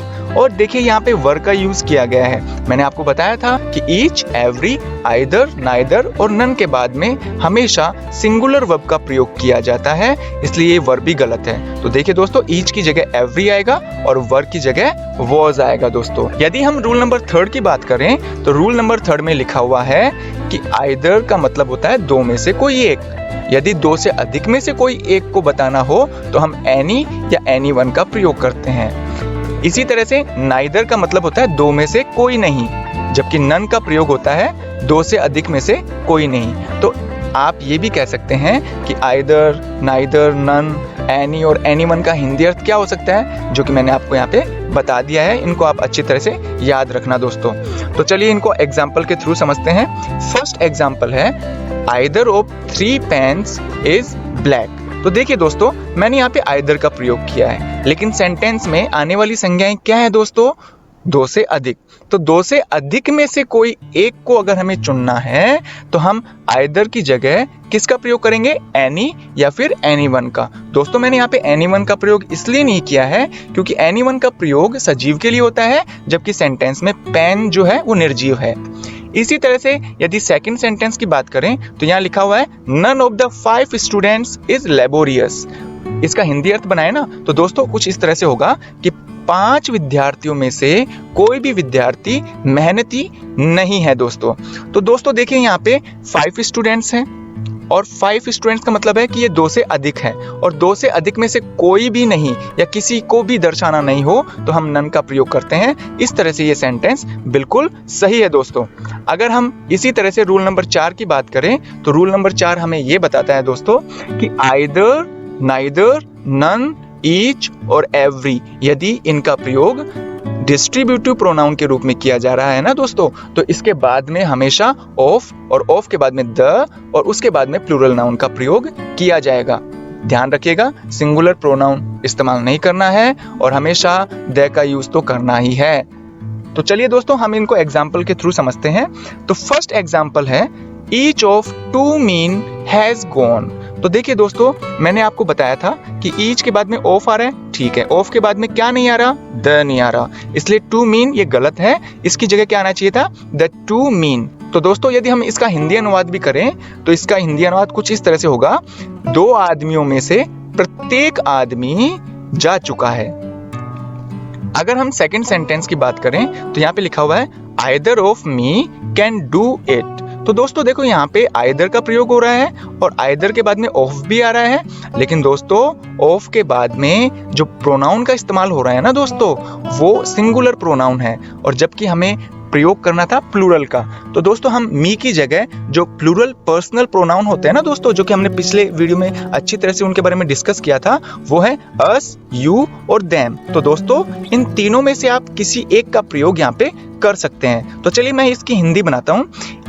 Either of us can do it, इसका मतलब ये हुआ कि हम में से कोई एक इसको कर सकता है। यदि आप यू का इस्तेमाल करेंगे जो कि प्लूरल है तो वाक्य कुछ इस तरह से होगा either of you can do it. मतलब ये हुआ दोस्तों, इसका हिंदी अनुवाद बनाए ना तो इसका अर्थ होता है कि तुम में से कोई एक इसको कर सकता है। तो चलिए दोस्तों अब हम रूल नंबर 5 की तरफ बढ़ते हैं, और रूल नंबर 5 हमें ये बताता है कि बोथ का प्रयोग 2 संज्ञाओं के लिए होता है, जबकि ऑल का प्रयोग 2 से अधिक संज्ञाओं के लिए होता है दोस्तों। तो चलिए इनको भी एग्जाम्पल से समझते हैं। फर्स्ट एग्जाम्पल में लिखा हुआ है all of the 2 students are careless. तो देखिए दोस्तों यहाँ पे स्टूडेंट्स कितने हैं? 2। तो 2 स्टूडेंट्स के लिए हम ऑल का यूज करते हैं या बोथ का? तो दोस्तों 2 के लिए हम बोथ का यूज करते हैं, इसलिए यहाँ पे ऑल नहीं आएगा। सेकंड सेंटेंस की तरफ देखें तो पता चलता है कि both of the 5 girls is dishonest. तो दोस्तों इसका अर्थ क्या हुआ कि 5 लड़कियों में से सभी लड़कियां बेईमान हैं। तो दोस्तों यहाँ पे 5 गर्ल्स का प्रयोग हुआ है जो कि 2 से ज्यादा है। इस स्थिति में हम यहाँ पे बोथ की जगह ऑल का प्रयोग करेंगे दोस्तों। अगर हम अगले नियम की बात करें जो कि हमारा रूल नंबर 6 है, तो इसके अंतर्गत यह बताया गया है कि ईच, एवरी, आइदर, नाइदर और नन के लिए आप एक वचन वाले पर्सनल प्रोनाउन का प्रयोग करेंगे। जैसा कि फर्स्ट सेंटेंस में लिखा हुआ है each of the students has their own book. इसका हिंदी बनाएं तो हिंदी कुछ इस तरह से होगा कि विद्यार्थियों में से प्रत्येक विद्यार्थी के पास अपनी एक किताब है। लेकिन दोस्तों मैंने यहाँ पे जो प्रयोग है वो गलत किया है दोस्तों, क्योंकि यहाँ पर जो ईच है ना उसके बाद में या इस ईच के लिए हम एक वचन वाले पर्सनल प्रोनाउन का प्रयोग करते हैं, जबकि देयर मतलब जो दे है ना वो बहुवचन है। तो यहाँ पर देयर के स्थान पर आप आवश्यकता अनुसार हिज और हर का प्रयोग कर सकते हैं। दोस्तों मैंने यहाँ पे हिज और हर इसलिए लिखा है क्योंकि जो ये स्टूडेंट्स है ना दोस्तों, इसमें पता नहीं है कि लड़का है या लड़की है, तो इसलिए लड़का हुआ तो हिज लगा सकते हैं और लड़की हुई तो हर का प्रयोग कर सकते हैं। इसी तरह से दूसरे एग्जाम्पल में हम देखें तो दूसरे एग्जाम्पल में लिखा हुआ है none of the tables has her clock, मतलब किसी भी टेबल में लॉक नहीं है। तो दोस्तों आप जरा सोचिए, हम टेबल के लिए क्या हर का इस्तेमाल कर सकते हैं? नहीं, क्योंकि टेबल निर्जीव चीज है। तो हर के स्थान पर हाँ, हालांकि हर जो है ना एक वचन है, लेकिन हर का प्रयोग टेबल के लिए नहीं होता है। हर के स्थान पर हम इट्स का प्रयोग करेंगे और इट्स का प्रयोग भी हम एक वचन संज्ञा के लिए करते हैं दोस्तों। यदि हम डिस्ट्रीब्यूटिव प्रोनाउन के फाइनल और जो लास्ट रूल है उसके बारे में बात करें तो जो लास्ट रूल ये कहता है दोस्तों कि यदि ऑब्जेक्ट के बाद अन्य शब्द आए, देखो दोस्तों अन्य शब्द का मतलब है ऑब्जेक्ट के बाद में फ्रेजेस और भी आए तो आप क्या करोगे, ऑब्जेक्ट प्लस ईच का प्रयोग करो। ऑब्जेक्ट के बाद में ईच लिखा जाएगा, लेकिन ऑब्जेक्ट के बाद अन्य शब्द नहीं आए, मतलब ऑब्जेक्ट के बाद फ्रेज नहीं आए, तो आप क्या करेंगे दोस्तों, ईच लिखेंगे, फिर उसके बाद में ऑफ और फिर ऑब्जेक्ट। देखिए इनको एग्जाम्पल के थ्रू अच्छी तरह से समझते हैं। फर्स्ट एग्जाम्पल में लिखा हुआ है she gives each them A toffee. तो दोस्तों देखो यहाँ पे शी सब्जेक्ट है, गिव्स मेन वर्ब है और मेन वर्ब के बाद में देम ऑब्जेक्ट है दोस्तों, और ऑब्जेक्ट के बाद में भी ए टॉफी एक अन्य शब्द आ रहा है ना। तो ऐसी स्थिति में हम किस तरह से ईच का प्रयोग करेंगे, तो सबसे पहले लाएंगे देम और फिर ईच। देखो इनका जो एक क्रम है वो बदल गया है, आगे पीछे हो गया है, इसलिए पूरा सेंटेंस गलत हो गया। हमें लिखना होगा ईच देम की जगह देम ईच। इसी तरह से हम दूसरे एग्जाम्पल की तरफ देखें तो दूसरे एग्जाम्पल में लिखा हुआ है दे लाइक अस ईच। तो देखिए दोस्तों यहाँ पर ये दे सब्जेक्ट है, सब्जेक्ट के बाद में लाइक मेन वर्ब है और मेन वर्ब के बाद में ऑब्जेक्ट अस है। और देखिए दोस्तों ऑब्जेक्ट के बाद में कुछ भी नहीं आ रहा है। हाँ, हालांकि आप ये कह सकते हो ईच आ रहा है, लेकिन दोस्तों यहाँ पे हमें ईच का प्रयोग करना है। एक्चुअल में ये वाक्य में नहीं है और हमें वाक्य में इसको फिट करना है। तो कहने का मतलब ये है दोस्तों कि सब्जेक्ट मेन वर्ब ऑब्जेक्ट के बाद में कोई अन्य जो शब्द है वो नहीं आए हैं, तो हम ऐसी स्थिति में किसका प्रयोग करेंगे, ईच ऑफ और प्लस ऑब्जेक्ट। तो देखिए यहाँ पे अस ईच की जगह ईच ऑफ अस लिखा जाएगा दोस्तों। अगर मैं पहले वाले वाक्य का हिंदी अनुवाद करूं तो हिंदी अनुवाद कुछ इस तरह से होगा दोस्तों, she gives each them A toffee, मतलब वह हम में से प्रत्येक को एक टॉफी देती है। इसी तरह से दूसरे का अगर हिंदी अनुवाद करें तो ये होगा दे लाइक अस ईच, नहीं दोस्तों यहाँ पे होगा they like each of us, कि वो हम में से प्रत्येक को पसंद करते हैं। तो उम्मीद है दोस्तों आपको डिस्ट्रीब्यूटिव प्रोनाउन अच्छी तरह से समझ में आ गया होगा। हाँ, मुझे पता है कि डिस्ट्रीब्यूटिव प्रोनाउन में कुछ नियम ऐसे भी हैं जो समझ में नहीं आ रहे होंगे, लेकिन प्लीज आप क्या करेंगे, इसके लिए आप वीडियो को रिवाइंड करके देखिएगा और आपको वो सारे नियम अच्छी तरह से समझ में आ जाएंगे। अगर मैं आपको चाहता ना तो प्रोनाउन वाला जो टॉपिक है ना वो एक ही वीडियो में कंप्लीट कर देता 10 या 15 मिनट में, लेकिन जैसा कि मेरे चैनल खोलने का मकसद क्या था, आप जैसे बच्चों को एक भी चीज मिस न करते हुए किसी भी टॉपिक के बारे में, क्योंकि मैं अब आपको इंग्लिश पढ़ा रहा हूँ ना, तो इंग्लिश का कोई भी टॉपिक क्यों ना हो उसको मैं आपको डिटेल से अच्छी तरह से बताना चाहता हूँ, ताकि भविष्य में आपको इंग्लिश में और इंग्लिश की ग्रामर में कोई भी समस्या नहीं आए दोस्तों। तो चलिए दोस्तों बिना किसी देरी के हम शुरुआत करते हैं इंट्रोगेटिव और रिलेटिव प्रोनाउन के बारे में। तो देखिए दोस्तों, रिलेटिव प्रोनाउन किसे कहते हैं, ऐसे सर्वनाम जो दो वाक्यों को जोड़ते हैं। हाँ दोस्तों, रिलेटिव प्रोनाउन का काम सिर्फ और सिर्फ दो वाक्यों को जोड़ना होता है और उन दो वाक्यों को जोड़कर केवल एक वाक्य बनाना होता है। आप ऐसे भी बोल सकते हैं दोस्तों कि रिलेटिव प्रोनाउन का काम अपने से पहले आने वाले प्रोनाउन के बारे में आगे जानकारी देना होता है दोस्तों। इसी तरह से यदि हम देखें इंट्रोगेटिव प्रोनाउन किसे कहते हैं, जो प्रश्न पूछते हैं दोस्तों। अब चूंकि आपको पता है रिलेटिव प्रोनाउन और इंट्रोगेटिव प्रोनाउन दोनों प्रोनाउन के जो एग्जाम्पल्स होते हैं वो सेम होते हैं दोस्तों, लेकिन उनके जो हिंदी अर्थ होते हैं ना दोस्तों वो बिल्कुल अलग होते हैं। जैसे मैंने आपको यहाँ पे एग्जाम्पल्स लिख रखे हैं, who, whose, whom, which, that, what, why, when, how much, how many, where और हाउ। तो दोस्तों ये जितने भी मैंने एग्जाम्पल लिखे हैं ये रिलेटिव प्रोनाउन के भी हैं और इंट्रोगेटिव प्रोनाउन के भी हैं। लेकिन आप ध्यान रखिएगा दोस्तों, जब हम इनका हिंदी अनुवाद करेंगे ना तब इनमें डिफरेंस पता चलता है। तो देखिए दोस्तों, हु अगर इंट्रोगेटिव प्रोनाउन के रूप में इस्तेमाल हो रहा है तो इसका अर्थ कौन होगा, जबकि रिलेटिव प्रोनाउन के रूप में प्रयोग होने पर इसका हिंदी अर्थ जो या जिसने होगा दोस्तों। इसी तरह से हुज का अगर इंट्रोगेटिव प्रोनाउन के रूप में इस्तेमाल हो रहा है तो किसका, किसकी और किसके के रूप में इसका हिंदी अर्थ होता है, जबकि रिलेटिव प्रोनाउन में इसका अर्थ जिसका, जिसकी और जिसके होता है दोस्तों।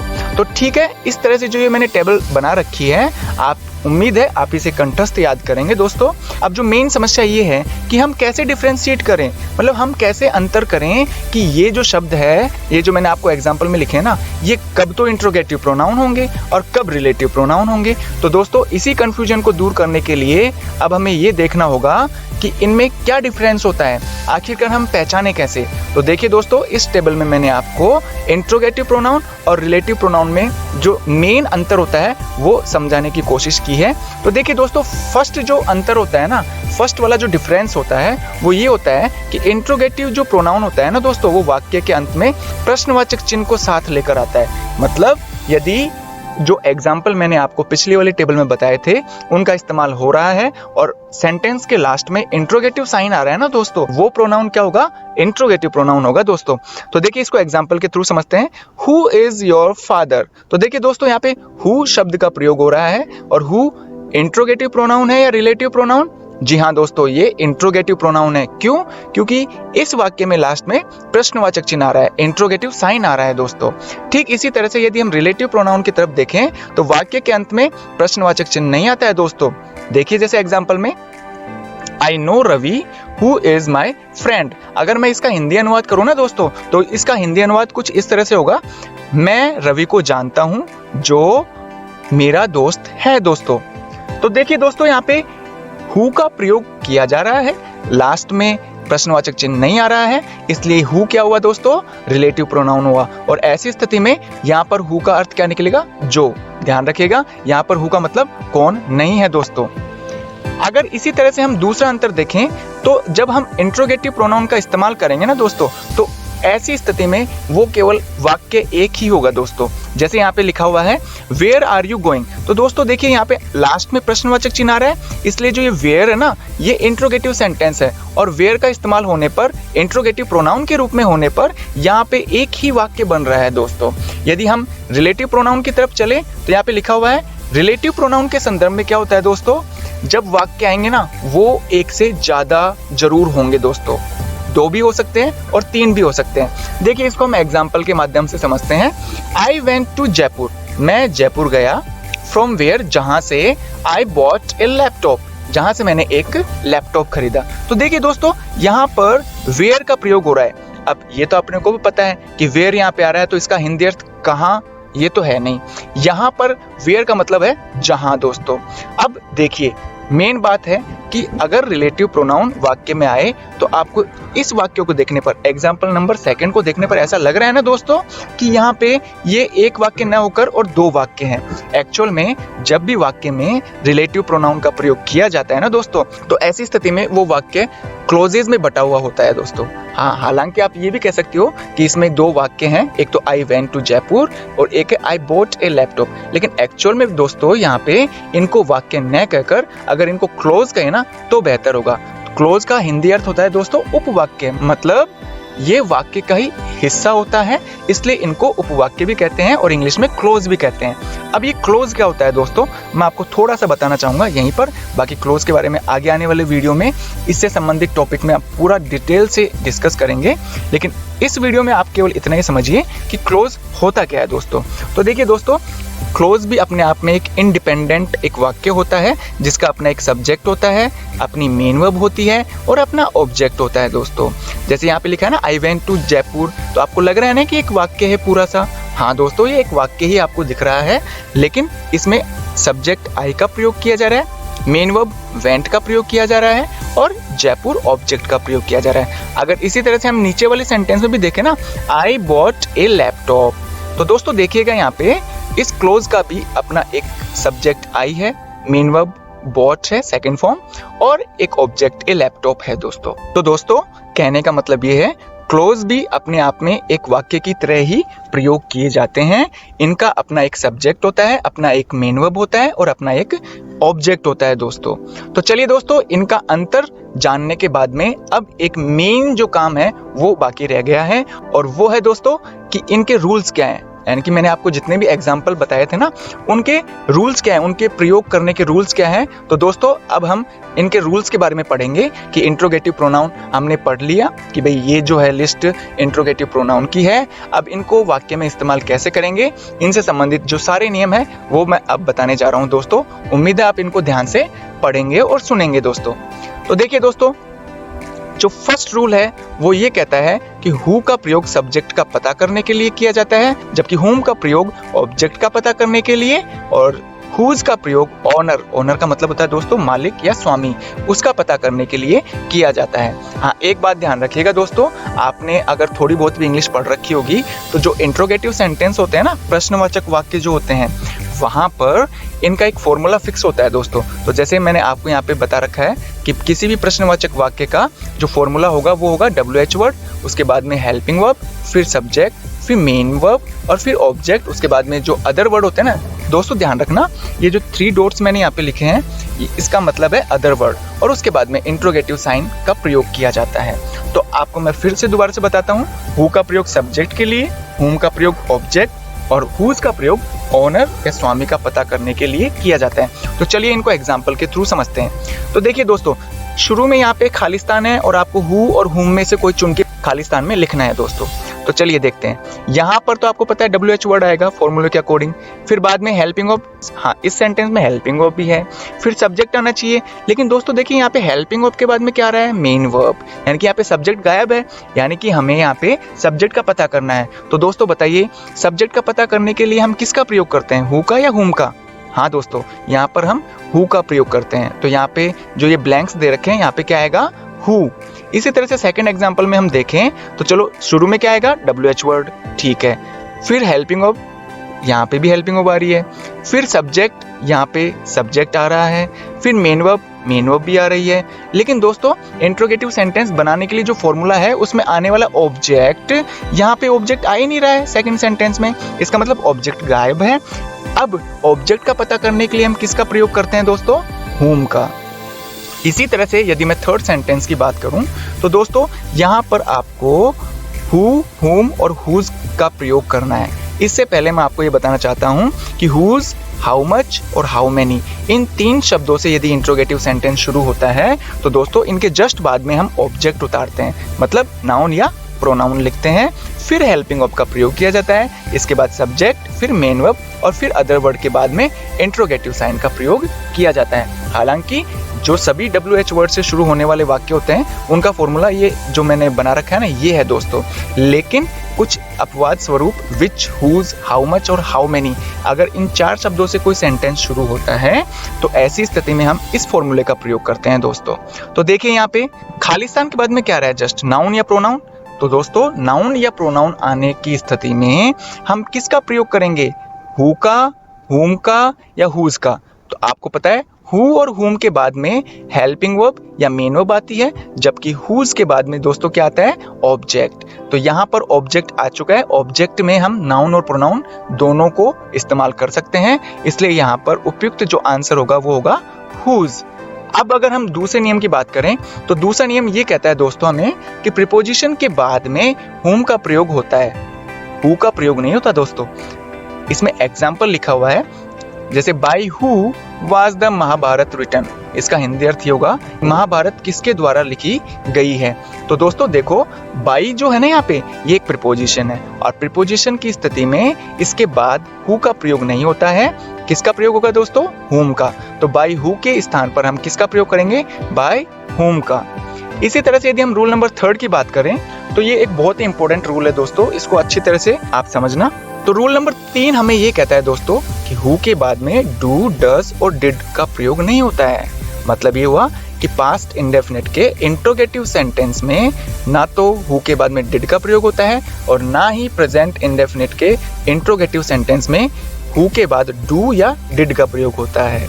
अगर सेंटेंस इंट्रोगेटिव नेगेटिव हुआ तब हम जरूर प्रेजेंट इंडेफिनिट में डोंट और डज नॉट का प्रयोग कर सकते हैं, जबकि पास्ट इंडेफिनिट में डिडंट या डिड नॉट का प्रयोग कर सकते हैं। तो देखिए इसको हम समझते हैं एग्जाम्पल के थ्रू दोस्तों। फर्स्ट एग्जाम्पल में लिखा हुआ है who did went there yesterday. इसका हिंदी अर्थ ये होगा कि वहां पर कल कौन गया था। तो देखिए दोस्तों हु का प्रयोग हो रहा है, हु के बाद में डिड आ रहा है जो कि नहीं आना चाहिए था। क्यों नहीं आना चाहिए था दोस्तों? क्योंकि ये जो सेंटेंस है ना दोस्तों ये पास्ट इंडेफिनिट है, और पास्ट इंडेफिनिट कैसे है? क्योंकि यहाँ पे यस्टरडे आ रहा है दोस्तों। तो कहने का मतलब ये है दोस्तों हु के बाद में डिड का प्रयोग नहीं किया जाता है। ये सेंटेंस कुछ इस तरह से होना चाहिए था, हु वेंट देयर यस्टरडे। इसी तरह से यदि सेकंड सेंटेंस की तरफ देखें तो सेकंड सेंटेंस में लिखा हुआ है हु डज ईट फूड। खाना कौन खाता है? तो दोस्तों यहाँ पर भी हु के बाद में डज का प्रयोग हो रहा है और सेंटेंस इंट्रोगेटिव है, तो इंट्रोगेटिव सेंटेंस में हु के बाद में डज का प्रयोग नहीं किया जाता है। तो ये वाक्य कैसे होना चाहिए था? Who eat food. इसी तरह से यदि थर्ड सेंटेंस की बात करें तो यहाँ पे लिखा हुआ है दोस्तों who doesn't want to live, यानी कि कौन नहीं जीना चाहता। भाई सभी जीना चाहते हैं ना। तो देखिए दोस्तों ये जो सेंटेंस है ना ये इंट्रोगेटिव नेगेटिव सेंटेंस है। ऐसी स्थिति में हम हु के बाद में डज नॉट का प्रयोग कर सकते हैं। इसी तरह से यदि फोर्थ सेंटेंस की तरफ देखें तो फोर्थ सेंटेंस में ये लिखा हुआ है दोस्तों who don't want to save money, मतलब कि पैसा कौन नहीं बचाना चाहता है। भैया सब लोग पैसा बचाना चाहते हैं, लेकिन इस महंगाई के दौर में है ना पैसा बचता नहीं है।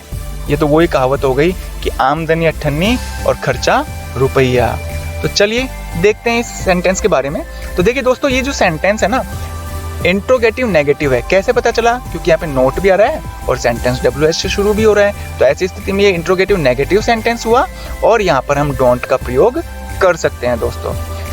इसके बाद यदि हम रूल नंबर 4 की बात करें दोस्तों तो रूल नंबर 4 हमें ये कहता है कि हु का प्रयोग सजीव के लिए होता है, जबकि व्हाट का प्रयोग निर्जीव संज्ञा के लिए होता है, जबकि विच का प्रयोग निर्जीव संज्ञा के लिए भी किया जाता है। लेकिन ध्यान रखिएगा दोस्तों विच का प्रयोग सजीव संज्ञा के लिए भी होता है, लेकिन कब होता है? जब हमें सिलेक्शन करना हो, यानी आपको अल्टरनेटिव्स दिए जाएं, विकल्प दिए जाएं, या फिर आपको किसी चीज का चुनाव करना हो ना, ऐसी स्थिति में केवल और केवल ऐसी ही स्थिति में हमें विच का प्रयोग सजीव संज्ञा के लिए करना है, नहीं तो निर्जीव संज्ञा के लिए विच का प्रयोग किया जाएगा। अब हम इसको एग्जाम्पल के थ्रू समझते हैं। तो देखिए फर्स्ट जो एग्जाम्पल है वो ये कह रहा है कि हु इज ईटिंग फूड। तो दोस्तों इसका हिंदी अर्थ है कि खाना कौन खा रहा है। तो अब दोस्तों आपको पता होगा खाना खाने की जो क्रिया होती है वो केवल सजीव कर सकता है ना, तो यहाँ पे हु का प्रयोग सही है। सेकेंड सेंटेंस में व्हाट इज इट, यह क्या है।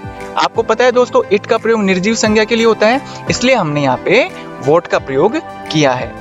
तीसरे सेंटेंस में हम देखें which car do you ride. तो यहाँ पे है कौन सी कार आप चलाते हो। तो दोस्तों यहाँ पे जो विच का प्रयोग हो रहा है वो किसके लिए हो रहा है? कार के लिए। तो दोस्तों ये कार क्या है? निर्जीव चीज है। ऐसी स्थिति में हम यहाँ पर विच का प्रयोग करेंगे। फोर्थ सेंटेंस में देखें तो यहाँ पे लिखा हो विच इज योर ब्रदर। तो दोस्तों यहाँ पे जो विच है ना वो किसके लिए प्रयोग हो रहा होगा? किन्हीं व्यक्तियों के लिए प्रयोग हो रहा होगा, या कोई लड़के सामने खड़े होंगे और फिर दूसरा लड़का पूछ रहा होगा कि भाई इनमें से आपका कौन सा भाई है। तो मतलब ये हुआ कि वो चुनाव कर रहा है, वो सेलेक्ट कर रहा है कि भाई ये जो लड़के हैं इनमें से आपका भाई कौन है। तो ऐसी स्थिति में हमने ब्रदर के लिए विच का प्रयोग किया, क्योंकि ब्रदर सजीव संज्ञा है और मैंने कहा था सजीव के लिए तो हु का ही प्रयोग किया जाता है ना। लेकिन दोस्तों यदि चुनाव करना हो तो हम सजीव संज्ञा के लिए भी विच का प्रयोग करते हैं दोस्तों। तो उम्मीद है दोस्तों आपको इंट्रोगेटिव प्रोनाउन के बारे में जो भी जानकारी देनी थी मुझे वो एक कंप्लीट नॉलेज आपको प्रोवाइड करवा दिया है और आपको ये सब चीजें समझ में आ गई होंगी। आपने अपने कीमती वक्त में से कुछ समय इस वीडियो को देखने पर खर्च किया, इसके लिए दोस्तों आपको बहुत बहुत धन्यवाद। हेलो दोस्तों, आई एम प्रवीण जांगिड़। अरे ये क्या हुआ? ये क्यों नहीं बोला माई सेल्फ प्रवीण जांगिड़, और मैंने ये क्यों बोला I am Praveen Jangid? Actual में दोस्तों जब से मैं वीडियो बनाना शुरू किया है मैंने, तब से लेकर मैं आपको माई सेल्फ प्रवीण जांगिड़ से ही वेलकम किया करता था। लेकिन आज मैंने आई एम प्रवीण जांगिड़ क्यों बोला? दरअसल दोस्तों मैं ये देखना चाहता था, जब से वीडियो डालना शुरू किया है मैंने तब से मैं ये देखना चाहता था कि आप जैसे व्यूअर्स में या फिर आप जैसे सब्सक्राइबर्स में से कौन मेरी गलती को पकड़ सकता है। और मैं वेट कर रहा था कि कब मैं रिफ्लेक्सिव और एम्फेटिक प्रोनाउन वाले वीडियो बनाऊंगा और उसमें मैं ये आपको गलती समझाऊंगा। लेकिन अफसोस है दोस्तों, आप में से किसी ने भी मेरी गलती नहीं पकड़ी। लेकिन कोई बात नहीं दोस्तों, आज मैं इस वीडियो में आपको ये बताना चाहूँगा कि माई सेल्फ प्रवीण जांगिड़ ये बोलना क्यों गलत है। हम देखेंगे कि रिफ्लेक्सिव और एम्फेटिक प्रोनाउन क्या होते हैं। तो देखिए दोस्तों, जो ये रिफ्लेक्सिव और एम्फेटिक प्रोनाउन होते हैं, जब हम पर्सनल प्रोनाउन के लास्ट में सेल्फ या सेल्वेज जोड़ देते हैं तो इस प्रकार से बनने वाले जो सर्वनाम होते हैं उनको हम रिफ्लेक्सिव या एम्फेटिक प्रोनाउन कहते हैं। देखिए, जैसे इसमें मैंने आपको एक टेबल बता रखी है यहाँ पे। इस टेबल में जो फर्स्ट वाला कॉलम है वो है पर्सनल प्रोनाउन का, जबकि सेकंड वाले रो में रिफ्लेक्सिव है और थर्ड वाले में एम्फेटिक प्रोनाउन है।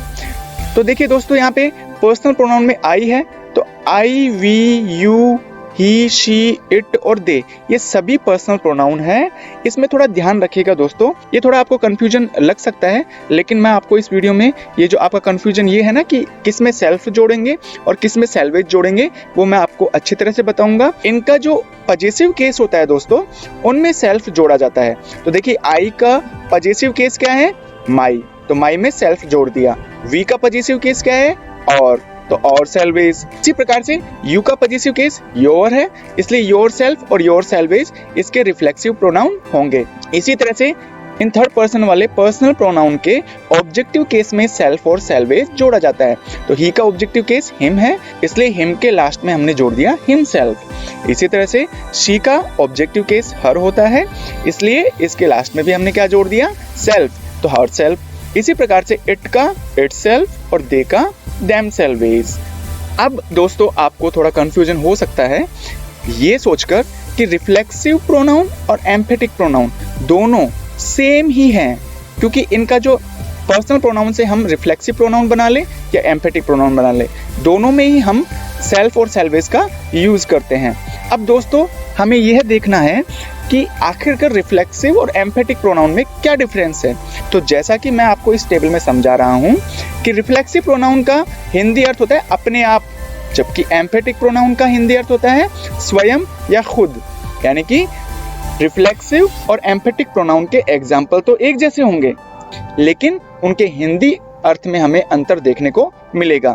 इसी तरह से दूसरा जो डिफरेंस है वो है रिफ्लेक्सिव प्रोनाउन का प्रयोग ऑब्जेक्ट के स्थान पर किया जाता है, जबकि एम्फेटिक प्रोनाउन का प्रयोग हमेशा सब्जेक्ट के बाद किया जाता है। ध्यान रखिएगा, सब्जेक्ट के बाद, सब्जेक्ट के स्थान पर नहीं।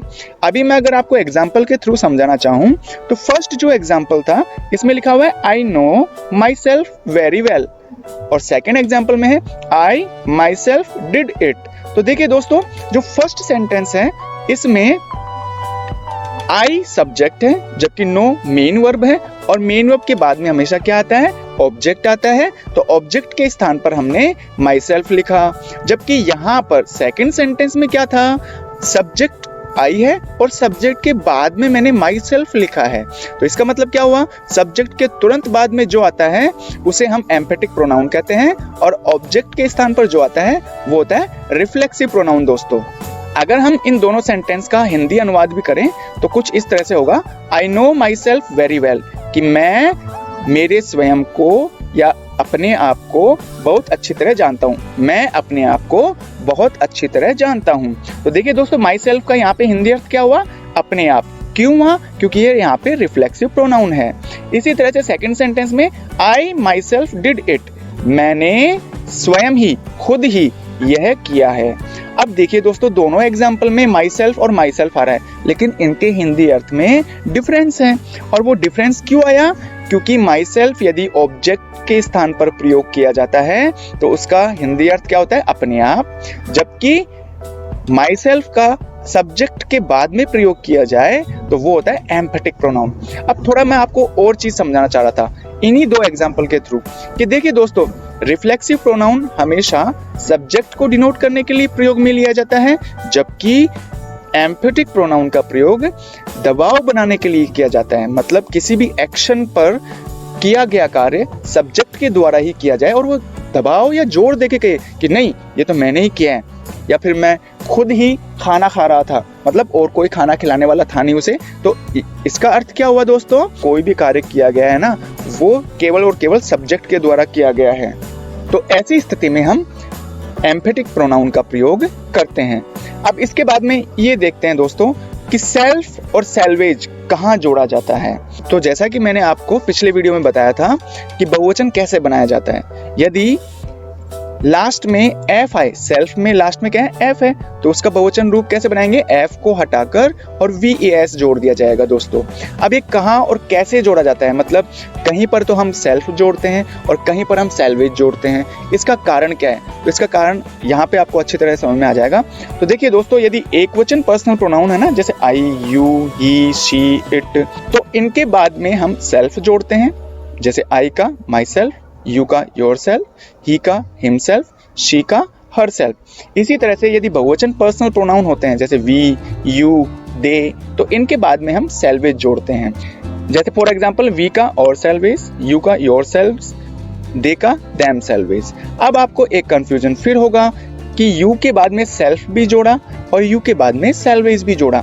तो देखिए दोस्तों, बात ऐसी है कि यू का इस्तेमाल, यू का जो प्रयोग होता है ना, वो एक वचन संज्ञा के स्थान पर भी किया जाता है, जबकि बहुवचन संज्ञा के स्थान पर भी यू का इस्तेमाल किया जाता है। तो यदि हमें यू का इस्तेमाल एक वचन संज्ञा के लिए करना हो तो ऐसी स्थिति में हम योर सेल्फ का प्रयोग करेंगे, जबकि यू का प्रयोग बहुवचन संज्ञा के स्थान पर करना हो तो ऐसी स्थिति में हम योर सेल्वेज का प्रयोग करेंगे। हाँ तो दोस्तों, रिफ्लेक्सिव और एम्फेटिक प्रोनाउन की परिभाषा, उनमें क्या डिफरेंस है और सेल्फ और सेल्वेज का कहाँ प्रयोग किया जाता है, सेल्फ और सेल्वेज पर्सनल प्रोनाउन के कौन से केस के लास्ट में जोड़े जाते हैं, इन सभी टॉपिक को समझने के बाद में अब हम बात करेंगे रिफ्लेक्सिव प्रोनाउन के नियम के बारे में, कि आखिरकार रिफ्लेक्सिव प्रोनाउन से रिलेटेड ऐसे कौन से नियम हैं जो आपके कॉम्पिटिटिव एग्जामिनेशंस की दृष्टि से बहुत ज्यादा महत्वपूर्ण हैं। तो चलिए दोस्तों, शुरू करते हैं रिफ्लेक्सिव प्रोनाउन का रूल नंबर फर्स्ट। तो देखिए दोस्तों, रूल नंबर फर्स्ट हमें ये कहता है कि वाक्य के सब्जेक्ट के अनुसार आप रिफ्लेक्सिव और एम्फेटिक प्रोनाउन का प्रयोग कीजिएगा। तो देखिए, जैसे मैंने यहाँ पे फर्स्ट एग्जांपल दिया है, यू आर पनिशिंग हिमसेल्फ। तो देखिए दोस्तों, इस सेंटेंस में सब्जेक्ट क्या है, यू, तो यू का रिफ्लेक्सिव प्रोनाउन क्या होना चाहिए था, योरसेल्फ या योर सेल्वेज। तो यहाँ पे मैंने हिमसेल्फ का प्रयोग करके इस सेंटेंस को गलत कर दिया। इसी तरह से यदि सेकंड सेंटेंस में हम देखें तो यहाँ लिखा हुआ है they my self admitted their guilt. इसका हिंदी अर्थ ये होता है कि उन्होंने अपने आप ही अपने दोस्त को स्वीकार कर लिया।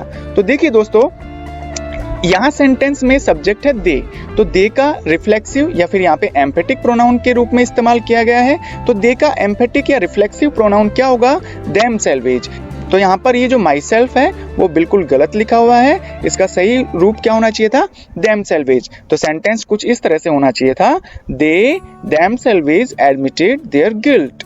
इसी तरह से यदि हम रूल नंबर 2 की तरफ देखें तो रूल नंबर 2 हमें ये कहता है कि जो जितने भी शब्द मैंने यहाँ पे येलो कलर में लिखे हुए हैं ना दोस्तों, इनके बाद में आप रिफ्लेक्सिव प्रोनाउन का प्रयोग नहीं करेंगे। तो देखिए दोस्तों, यहाँ पर मैं बार बार रिफ्लेक्सिव प्रोनाउन का इस्तेमाल कर रहा हूँ। यहाँ पे ध्यान रखने की बात ये है कि रिफ्लेक्सिव और एम्फेटिक प्रोनाउन के एग्जाम्पल सेम है दोस्तों। तो चाहे मैं रिफ्लेक्सिव प्रोनाउन कहूँ या फिर एम्फेटिक प्रोनाउन कहूँ, दोनों के नियम सेम है। तो देखिए दोस्तों, ऐसे कुछ शब्द हैं जिनके बाद में हम रिफ्लेक्सिव या एम्फेटिक प्रोनाउन का प्रयोग नहीं करते हैं, और उन शब्दों में पहला है कीप, सेकंड है स्टे, फिर है क्वालिटी, स्प्रेड और रेस्ट। तो देखिए दोस्तों, ये कुछ 5 ऐसे शब्द हैं जिनके बाद में हम रिफ्लेक्सिव प्रोनाउन का प्रयोग नहीं करेंगे। तो अगर हम इसको एग्जाम्पल के थ्रू समझने की कोशिश करें तो फर्स्ट एग्जाम्पल हमें यह कहता है कि I always try to keep myself away from the bad company, कि मैं अपने आप को हमेशा बुरी संगत से बचाने की कोशिश करता हूँ। तो यहाँ पे दोस्तों देखिए, कीप शब्द के बाद में हमने आई का जो रिफ्लेक्सिव प्रोनाउन है माई सेल्फ वो इस्तेमाल किया है। तो यहाँ पे इसका इस्तेमाल नहीं होना चाहिए था, केवल और केवल यहाँ आना चाहिए था कीप अवे। तो सेंटेंस कुछ इस तरह से होना चाहिए था, I always try to keep away from the bad company. Second example में हम देखें तो इसमें लिखा हुआ है she qualified herself in the exam.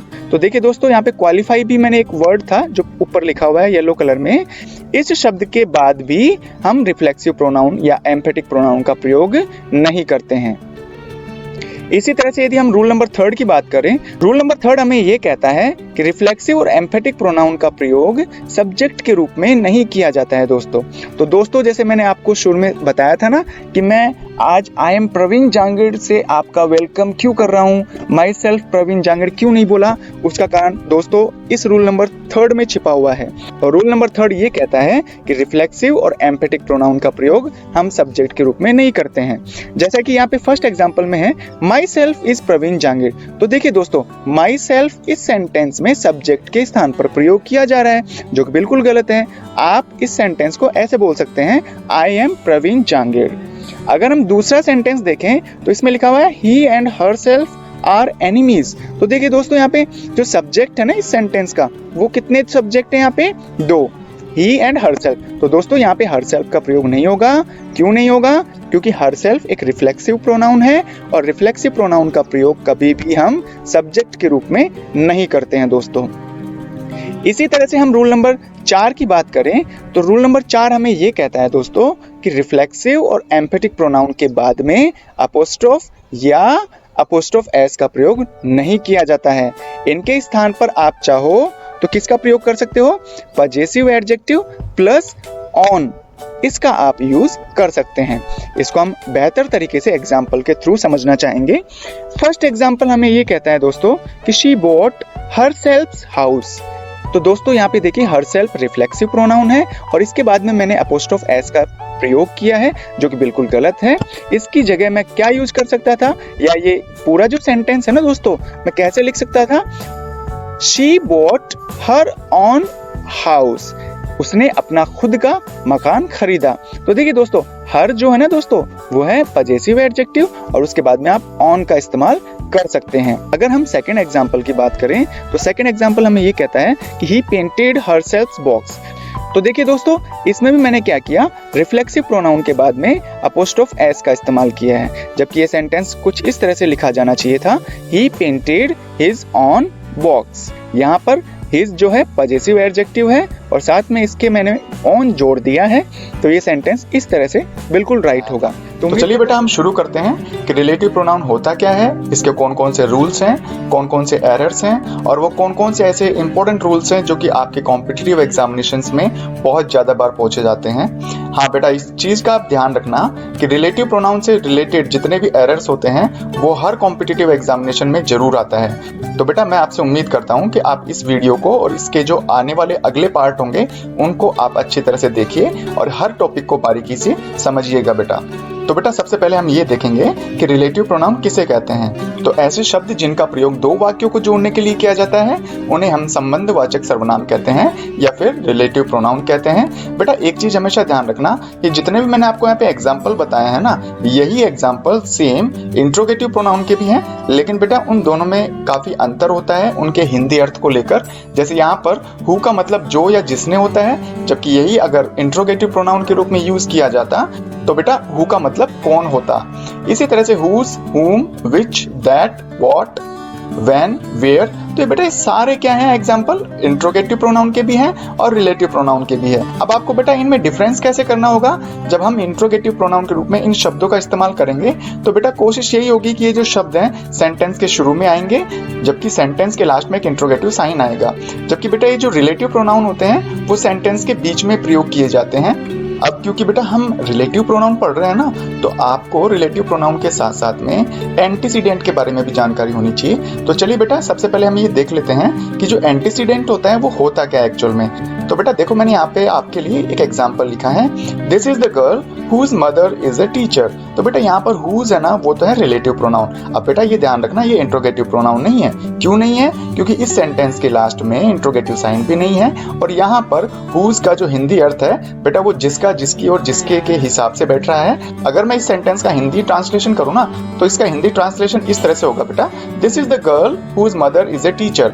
यह वो लड़की है जिसकी माताजी एक अध्यापक है या एक अध्यापिका है। तो बेटा इस तरह से ध्यान रखना रिलेटिव प्रोनाउन हमेशा वाक्य के बीच में आते हैं। अब बात कर रहे थे बेटा हम एंटीसीडेंट के बारे में। तो बेटा एंटीसीडेंट उन शब्दों को कहा जाता है जो कि रिलेटिव प्रोनाउन से जस्ट पहले प्रयोग किए जाते हैं। या फिर ये मान लीजिए बेटा कि रिलेटिव प्रोनाउन जो है ना वो किसके बारे में बात कर रहा है, उसे ही हम उस रिलेटिव प्रोनाउन का बेटा एंटीसीडेंट कहेंगे। अब इन पॉइंट्स को पढ़ने के बाद में बेटा अब हम ये जानेंगे कि जो रिलेटिव प्रोनाउन है ना वो किसी भी सेंटेंस में किस तरह प्रयोग किया जाता है। तो बेटा रिलेटिव प्रोनाउन जो है वो दो तरह से यूज में लिया जाता है और वो कुछ इस तरह से है बेटा। तो जैसा कि मैंने आपको भी बताया था कि एक सेंटेंस में रिलेटिव प्रोनाउन को दो तरीके से प्रयोग किया जा सकता है। एक तो होता है बेटा रेस्ट्रिक्टिव यूज और एक होता है कंटिन्यूटिव यूज। तो बेटा रेस्ट्रिक्टिव यूज में क्या होता है कि जो एंटीसीडेंट और रिलेटिव प्रोनाउन होता है ना उसके बीच में कॉमा का प्रयोग किया जाता है, जबकि कंटिन्यूटिव यूज में कॉमा का प्रयोग नहीं किया जाता। यदि बेटा रेस्ट्रिक्टिव यूज के रूप में रिलेटिव प्रोनाउन एक वाक्य में प्रयोग किया जा रहा है तो वहां पर बेटा रिलेटिव प्रोनाउन जो है ना वो एंटीसीडेंट को परिभाषित या विशेषता ही बताता है उसकी, जबकि यदि रिलेटिव प्रोनाउन का प्रयोग कंटिन्यूटिव यूज में हो रहा है मतलब वहां पे कॉमा नहीं आ रहा है रिलेटिव प्रोनाउन के बाद में, तो बेटा आप समझ जाना कि जो रिलेटिव प्रोनाउन है वो एंटीसीडेंट के बारे में एडिशनल इंफॉर्मेशन दे रहा है। जैसे मैंने यहाँ पे आपको एग्जाम्पल में लिखा है He sold a bike for 60,000 rupees, which cost 55,000 rupees is red। तो बेटा इस एग्जाम्पल में आप अगर अच्छी तरह से देखेंगे ना तो यहाँ पर रिलेटिव प्रोनाउन है which, और बेटा which और जो बाइक है उसके बीच में यहाँ पे कॉमा प्रयोग नहीं किया जा रहा है, इसलिए बेटा जो which है यहाँ पर रेस्ट्रिक्टिव यूज के रूप में प्रयोग नहीं किया जा रहा है, जबकि कंटिन्यूटिव यूज में प्रयोग किया जा रहा है। अब इससे क्या अर्थ निकलता है? बेटा अर्थ कुछ भी नहीं निकलता, बस ये है कि जो which के बाद में जो आया ना यहाँ पे कोस्ट 55,000 रुपीज, ये जो भी चीज इस बाइक के बारे में बता रखी है वो एक एडिशनल इंफॉर्मेशन है, इसके अलावा कुछ भी नहीं है बेटा। जबकि सेकंड एग्जांपल में ही sold A bike comma which is red, तो बेटा देखो विच रिलेटिव प्रोनाउन है और ए बाइक इसका क्या है बेटा एंटीसीडेंट। अब बेटा ए बाइक और विच इन दोनों के बीच में कॉमा का प्रयोग किया जा रहा है। अब कॉमा का यहाँ पे प्रयोग कर लिया तो इससे मतलब क्या निकलता है? तो बेटा इसका मतलब यही है कि जो विच रिलेटिव प्रोनाउन है ना वो ए बाइक जो कि यहाँ पे एक एंटीसीडेंट है उसकी केवल परिभाषा बता रहा है या उसकी विशेषता बता रहा है कि भाई जो बाइक है वो कैसी है, रेड है। तो बेटा ये जो रेस्ट्रिक्टिव यूज और कंटिन्यूटिव जो यूज है ना वो आपको थोड़ा ध्यान में रखना होगा। हालांकि इसका ज्यादा इंपॉर्टेंट रोल नहीं है इस रिलेटिव प्रोनाउन में कि रिलेटिव प्रोनाउन को हम कैसे यूज करते हैं, लेकिन फिर भी बेटा एक एडिशनल नॉलेज के रूप में आपको ये चीजें ध्यान रखनी होंगी। अब बेटा रिलेटिव प्रोनाउन के बारे में हमने मीनिंग को देख लिया, इनके एग्जाम्पल को देख लिया, एंटीसीडेंट क्या होते हैं इनके बारे में जानकारी ली, और उसके बाद में बेटा हमने ये भी देखा कि जो रिलेटिव प्रोनाउन है वो एक सेंटेंस में कितने तरह से यूज होता है। पहला है रेस्ट्रिक्टिव यूज और सेकंड है बेटा कंटिन्यूटिव यूज। अब इसके बाद में बेटा जो मोस्ट इम्पोर्टेंट जो पार्ट है वो है बेटा रूल्स। मतलब हम एक सेंटेंस में रिलेटिव प्रोनाउन का यूज कर रहे हैं ना तो बेटा रिलेटिव प्रोनाउन का यूज करते समय हमें उसके रूल्स को ध्यान में रखना होगा, नहीं तो आप फालतू के एरर्स या फालतू की गलतियां कर बैठोगे। तो चलिए अब हम देखते हैं ऐसे ही कुछ रूल्स के बारे में। तो बेटा रिलेटिव प्रोनाउन का फर्स्ट रूल ये कहता है कि बेटा हु, हुज और हुम इनका प्रयोग हमेशा सजीव संज्ञा के लिए होता है, जबकि विच का प्रयोग बेटा निर्जीव संज्ञा, जानवर और छोटे बच्चों के लिए किया जाता है। जैसे फर्स्ट एग्जांपल यहाँ पे है this is the lady which is young, यह वो औरत है जो कि जवान है। तो बेटा यहाँ पर विच का प्रयोग मैंने किसके लिए बताया था आपको? निर्जीव संज्ञा के लिए, जबकि बेटा यहाँ पे लेडी क्या है? सजीव संज्ञा है, इसलिए यहाँ पे हम हु का प्रयोग करेंगे। ऐसे सेकंड एग्जांपल में this is the girl who brother lives in Delhi, तो बेटा यहाँ पर इसका हिंदी अर्थ होगा कि ये वो लड़की है जिसका भाई दिल्ली में रहता है। लेकिन बेटा यहाँ पर हु का जो हिंदी अर्थ होता है ना वो होता है जो, तो जो तो यहाँ पर हिंदी अर्थ साइडिंग से बैठ ही नहीं रहा ना, तो यहाँ पर क्या होना चाहिए? जिसका, जिसकी और जिसके के अर्थ के लिए हम किसका यूज करेंगे? हुज का। इसी तरह से बेटा आप मुझे बताइए थर्ड और फोर्थ सेंटेंस सही है या गलत है। अब बेटा रूल नंबर 2 हमें ये कहता है कि यदि रिलेटिव प्रोनाउन से पहले किसी भी कॉमा का प्रयोग किया जा रहा है ना तो बेटा आप कॉमा के बाद में जो भी रिलेटिव प्रोनाउन यूज करोगे वो होंगे हु, हुज और हुम, लेकिन बेटा दैट का प्रयोग आपको नहीं करना है। अगर मैं एग्जांपल फर्स्ट की बात करूं तो बेटा यहाँ पे लिखा है ही टुक ए पेन दैट इज ब्लैक, तो बेटा यहाँ पे हिंदी अर्थ होगा उसने एक पेन लिया जो कि क्या है बेटा? काले रंग का है। तो बेटा यहाँ पर रिलेटिव प्रोनाउन दैट यूज किया, उसके पहले कॉमा का यूज कर रखा है। तो बेटा ध्यान रखना कॉमा के बाद में यदि आपको रिलेटिव प्रोनाउन का यूज करना है तो आप आवश्यकता अनुसार हु, हुज और हुम, और हो सकता है तो आप विच का प्रयोग भी कर सकते हैं बेटा। तो यहाँ पर मैंने विच का प्रयोग किया है, क्यों किया है? क्योंकि बेटा ए पेन निर्जीव संज्ञा है, इसलिए मैंने यहाँ पे विच का प्रयोग किया है। इसी तरह से सेकंड एग्जांपल को देखें ना बेटा, तो उसमें ये लिखा हुआ है mister Praveen is a teacher that runs a coaching also. Mister Praveen एक अध्यापक है जो कि एक कोचिंग भी चलाते हैं। तो बेटा यहाँ पर एंटीसीडेंट के जस्ट बाद में कॉमा का यूज हुआ है, इसलिए बेटा यहाँ पे दैट का प्रयोग नहीं करेंगे और यहाँ पर हम बेटा हु का प्रयोग करेंगे। और वैसे भी देखें तो बेटा मैंने यहाँ पर हु, हुज और हुम में से हु को ही क्यों चुना, क्योंकि बेटा हु का जो हिंदी मीनिंग है वो होता है जो, और वो यहाँ पर अच्छी तरह से सूटेबल तरीके से बैठ रहा है उसका मीनिंग यहाँ पे, इसलिए बेटा मैंने यहाँ पे हु का प्रयोग किया। और दूसरा रीजन ये भी है कि जो टीचर है वो सजीव है, इसलिए यहाँ पर बेटा हु का प्रयोग होना चाहिए। इसी तरह से यदि हम रूल नंबर 3 की तरफ चलें तो वो कुछ ऐसे है बेटा, दैट का पॉजेसिव केस ऑफ विच या हुज होता है, न कि ऑफ दैट। जैसे मैंने यहाँ पे आपको एग्जाम्पल में समझा रखा है, the book of that colour is red is yours. वो किताब जिसका कलर लाल है वो किताब आपकी है। तो बेटा यहाँ पर दैट का हमें पॉजेसिव केस बनाना था ना, तो बेटा दैट का पॉजेसिव केस ऑफ दैट नहीं होता, क्या होता है ऑफ विच। और यहाँ पर मैंने ऑफ विच का प्रयोग क्यों किया, क्योंकि बुक बेटा यहाँ पे निर्जीव है। अगर यहाँ पे कोई सजीव संज्ञा यूज में ली होती तो बेटा मैं यहाँ पे ऑफ हुज का प्रयोग करता।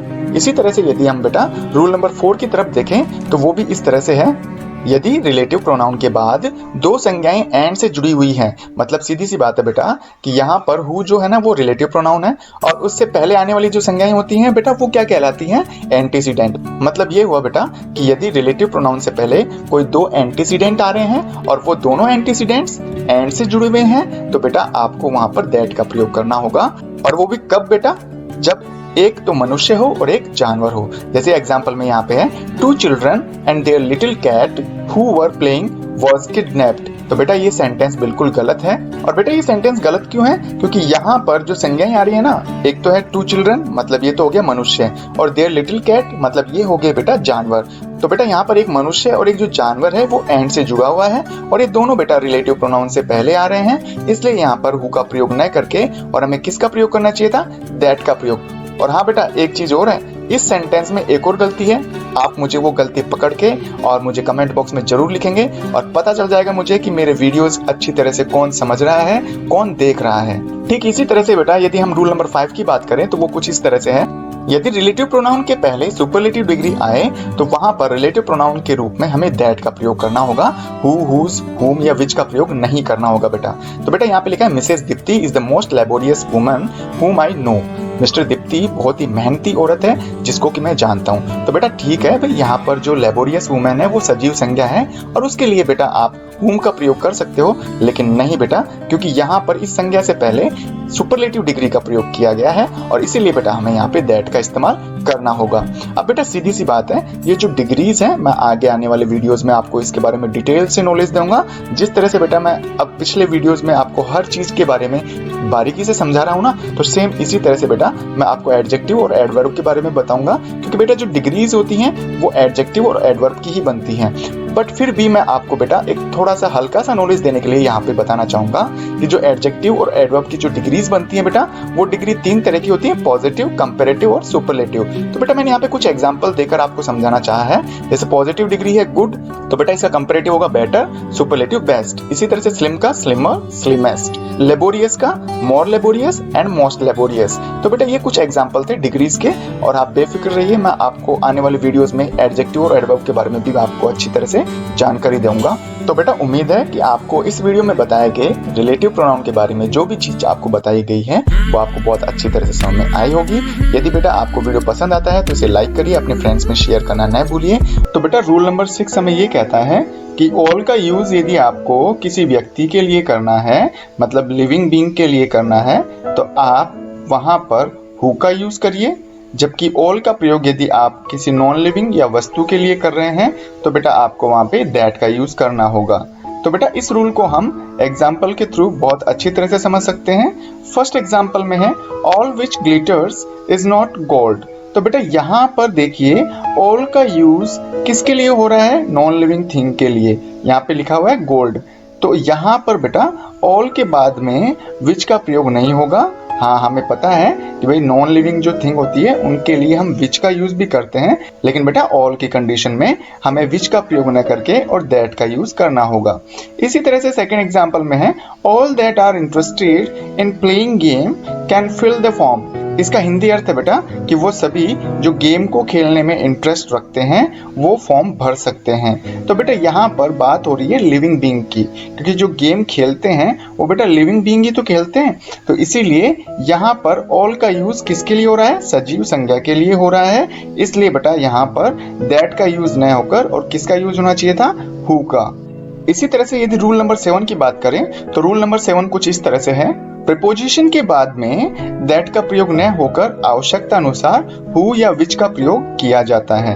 एग्जाम्पल में देखें तो यहाँ पे है this is the school in that I study. तो बेटा यहाँ पर जो इन है वो एक प्रीपोजिशन है और इन के बाद में हमने किसका यूज कर दिया, दैट का यूज कर दिया, जो कि बिल्कुल गलत है बेटा। तो यहाँ पर हु, हुम, हुज और विच इन चारों में से किसी का भी यूज कर सकते हैं, लेकिन बेटा मैंने यहाँ पे विच का यूज क्यों किया, क्योंकि बेटा हम यहाँ पर जो रिलेटिव प्रोनाउन विच का यूज कर रहे हैं वो किसके लिए प्रयोग किया जा रहा है, स्कूल के लिए, और स्कूल हमेशा बेटा निर्जीव चीज होती है।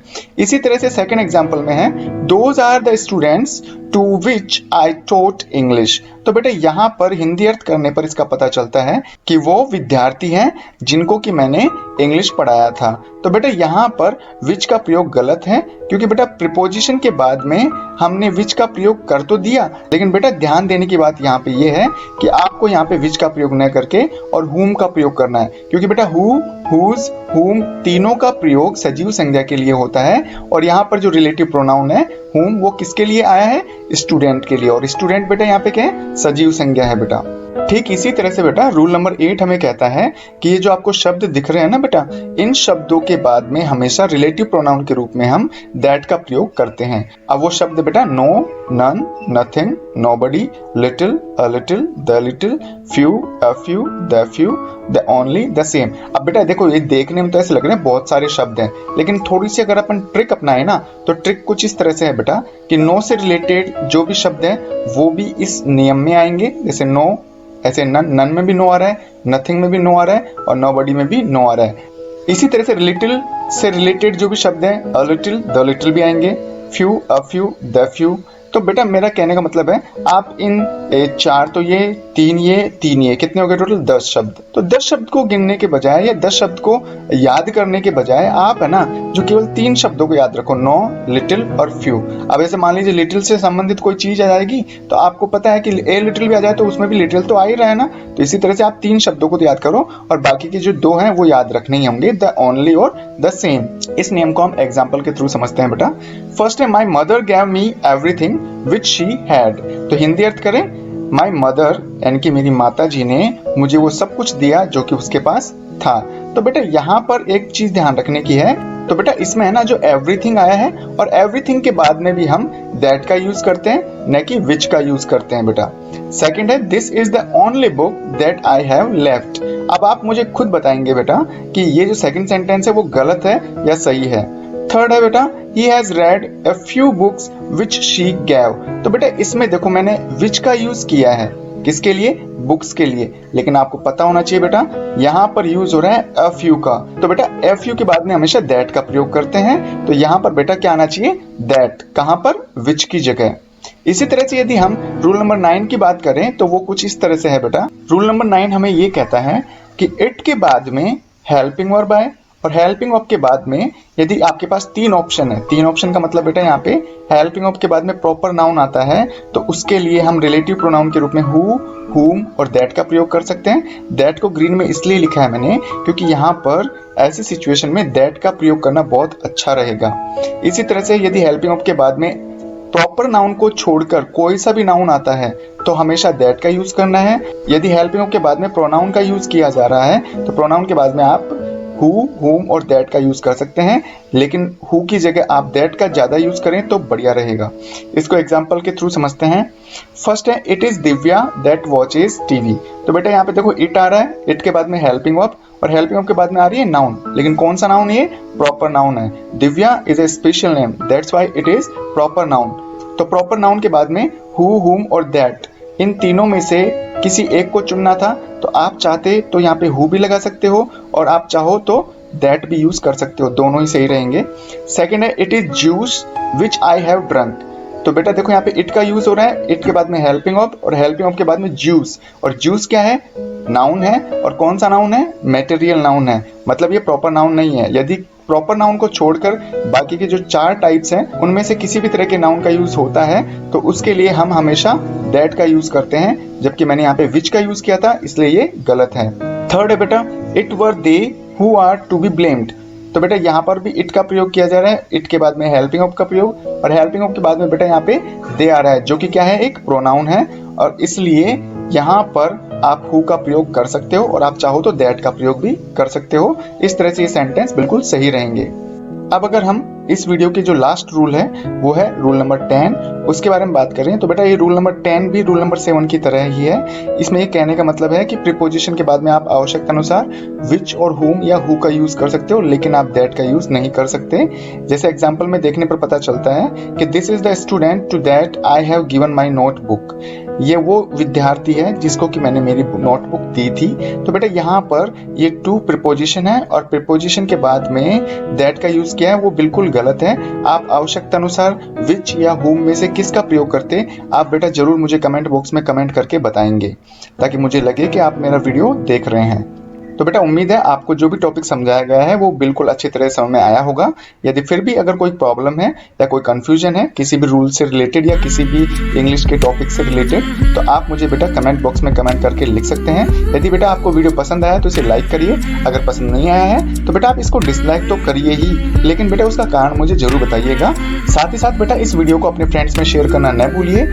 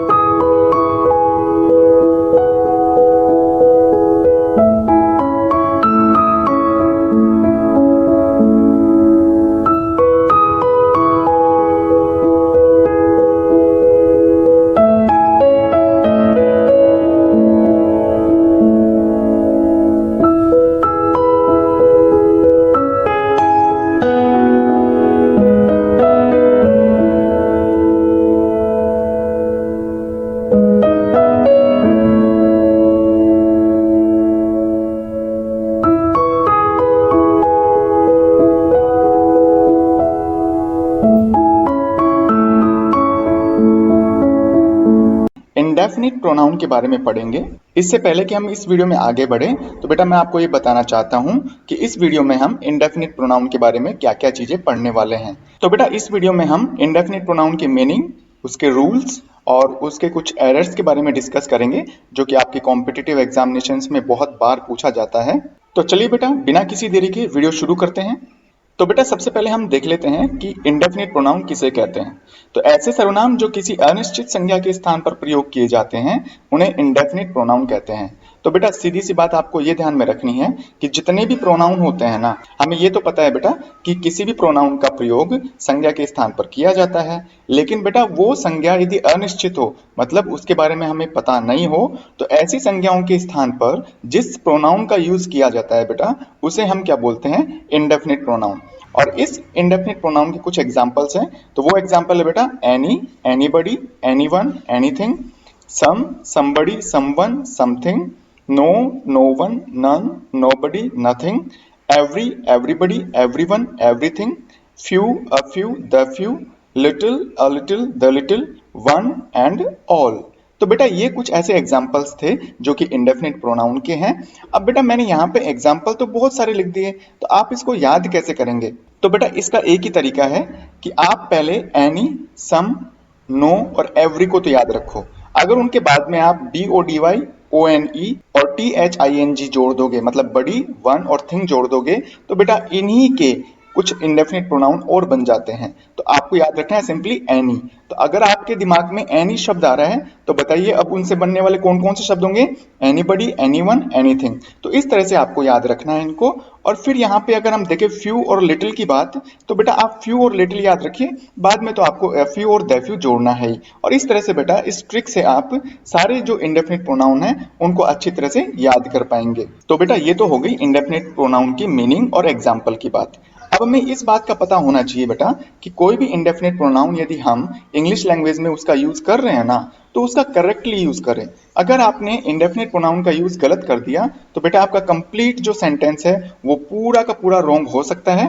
तो इसी के रिगार्डिंग बेटा मैंने यहाँ पर इंडेफिनिट प्रोनाउन के 5 रूल लिखे हैं जो कि बहुत ही इंपॉर्टेंट है बेटा, उनको याद करना बहुत जरूरी है।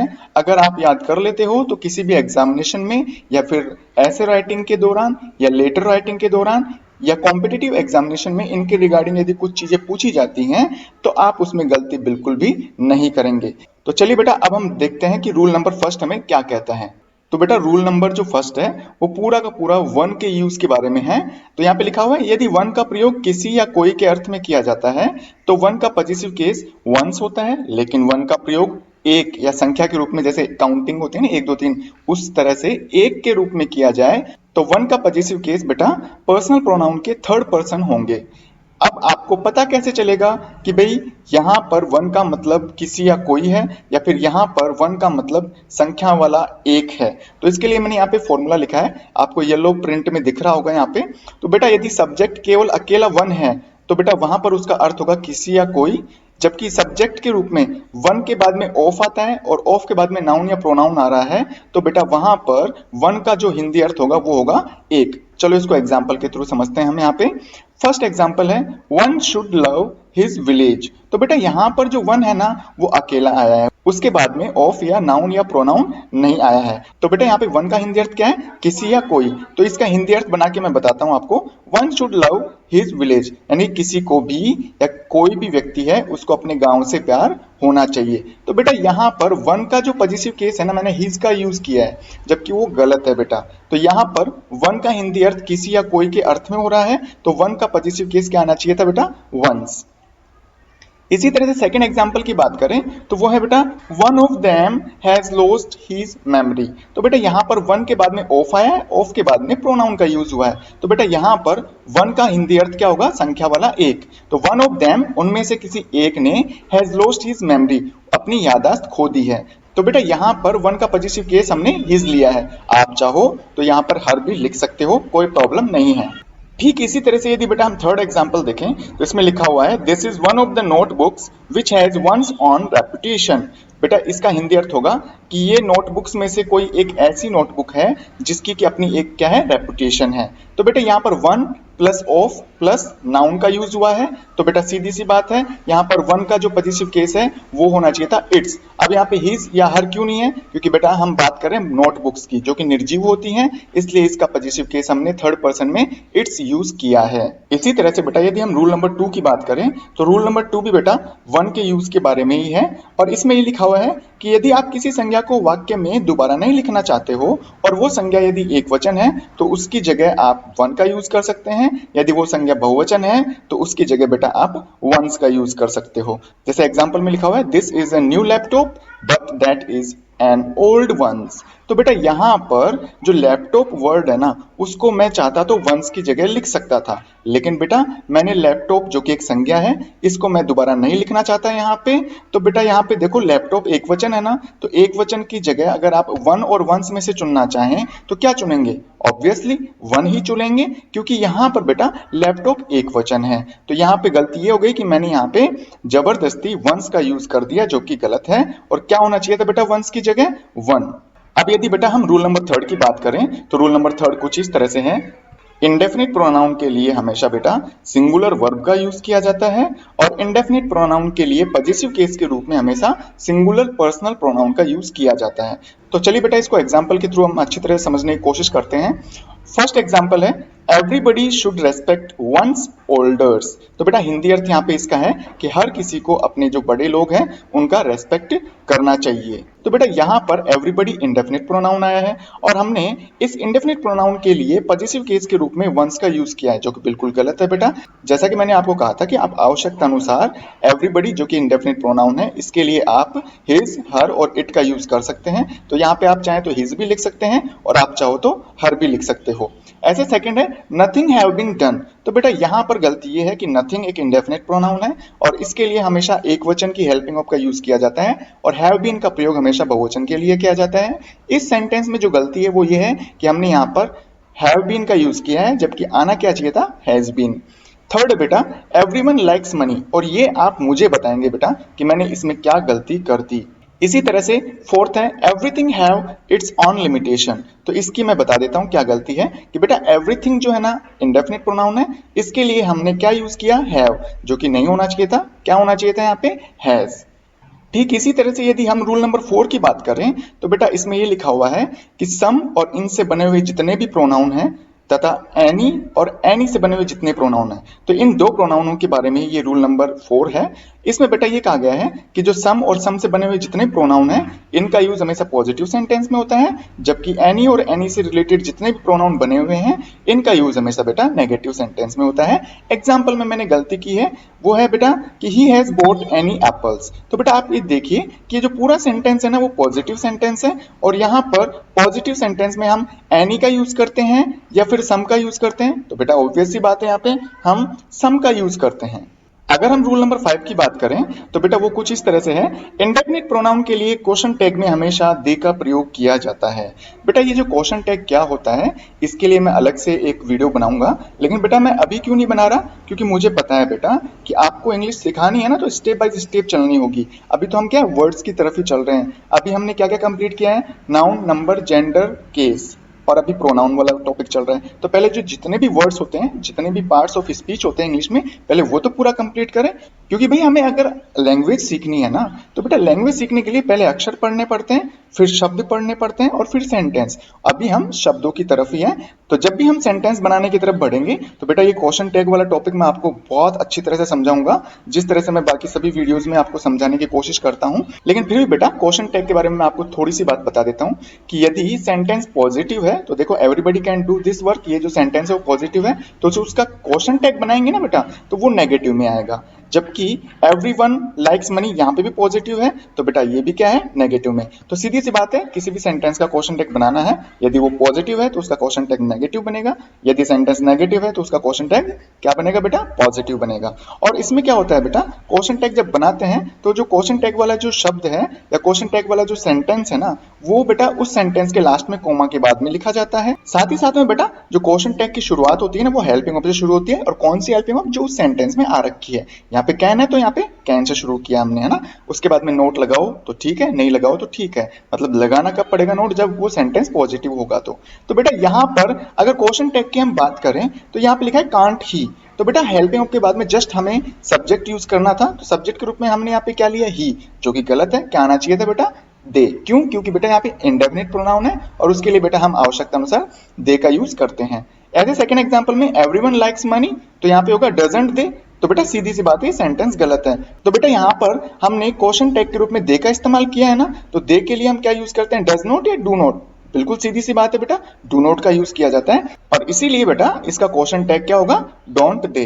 और इस तरह से बेटा जितने भी प्रोनाउन के टाइप्स थे वो हमने कंप्लीट कर लिए हैं। और हाँ बेटा, इस वीडियो को हम एंड करें उससे पहले मैं आपको ये कहना चाहता हूँ बेटा कि मैं इंग्लिश लैंग्वेज के साथ साथ में मैथमेटिक्स, कॉम्पिटिटिव मैथ्स और जो बिजनेस स्टडी है और इकोनॉमिक्स है, इससे रिलेटेड वीडियोस में मैं बेटा डे बाय डे अपलोड करता रहता हूँ वीडियोस पर। आप मेरी प्लेलिस्ट को चेक कर सकते हैं और वहां पर जाकर मेरे बिजनेस स्टडी और कॉम्पिटिटिव मैथमेटिक्स और इकोनॉमिक्स से रिलेटेड जितने वीडियोस हैं आप वहां पर देख सकते हैं और अपने फ्रेंड्स को भी इसके बारे में बताइएगा जरूर। यदि आपको ये वीडियो अच्छा लगा है तो बेटा लाइक करिए, अपने फ्रेंड्स में इसको शेयर करिएगा। यदि आप चाहते हैं कि इसी तरह के वीडियोस के नोटिफिकेशन आपके मोबाइल पर सबसे पहले पहुंचे तो आप इसके लिए बेटा मेरे चैनल सब्सक्राइब कर सकते हैं। Thank you so much.